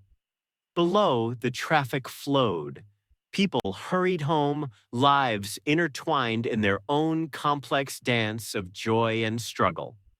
This world had its own scars. The ghost of Zod's invasion, the political fractures, the petty cruelties and large injustices. It had its own compromises. But it was home. He had not fixed the Marvel universe. He had not arrived as a savior and departed as a conqueror of despair. And it, in turn, with all its grit and pain and weary wisdom, had not broken him. They had changed each other. He carried back with him a sobering, crucial knowledge that hope could have a price, a tangible weight you felt in your bones after a loss, a weight he would carry forever from experiences both here and there. It was not a naive concept, but a conscious, sometimes costly choice. And they carried with them the memory, now etched into their methodology, that the price wasn't always mandatory. That the hard choice was sometimes a failure of imagination, not a requirement of heroism. That sometimes the most difficult, most rebellious act in a cynical cosmos was to simply, stubbornly, choose to find a way to save everyone. He had not come to be their Messiah. He had come for a brief, bright, impossible season to be their reminder, a living echo of their own first best selves. And in a universe where victory had always, always cost something, A sacrifice, a life, a piece of one's soul. Earth's mightiest heroes had learned a new arithmetic. They had learned that the most precious thing to spend was not a life, but a chance on a better way, a chance on trust, a chance on the stubborn, illogical, revolutionary power of hope. Clark saved his article, titled it A Place to Grow, and sent it to Perry. He stood up, took off his glasses, and walked to the window. Somewhere out there, in the infinite tapestry of realities, his friends were fighting their good fight, their way. And here he would fight his. He smiled, a small, private smile, and turned back to his desk. There was always more work to do.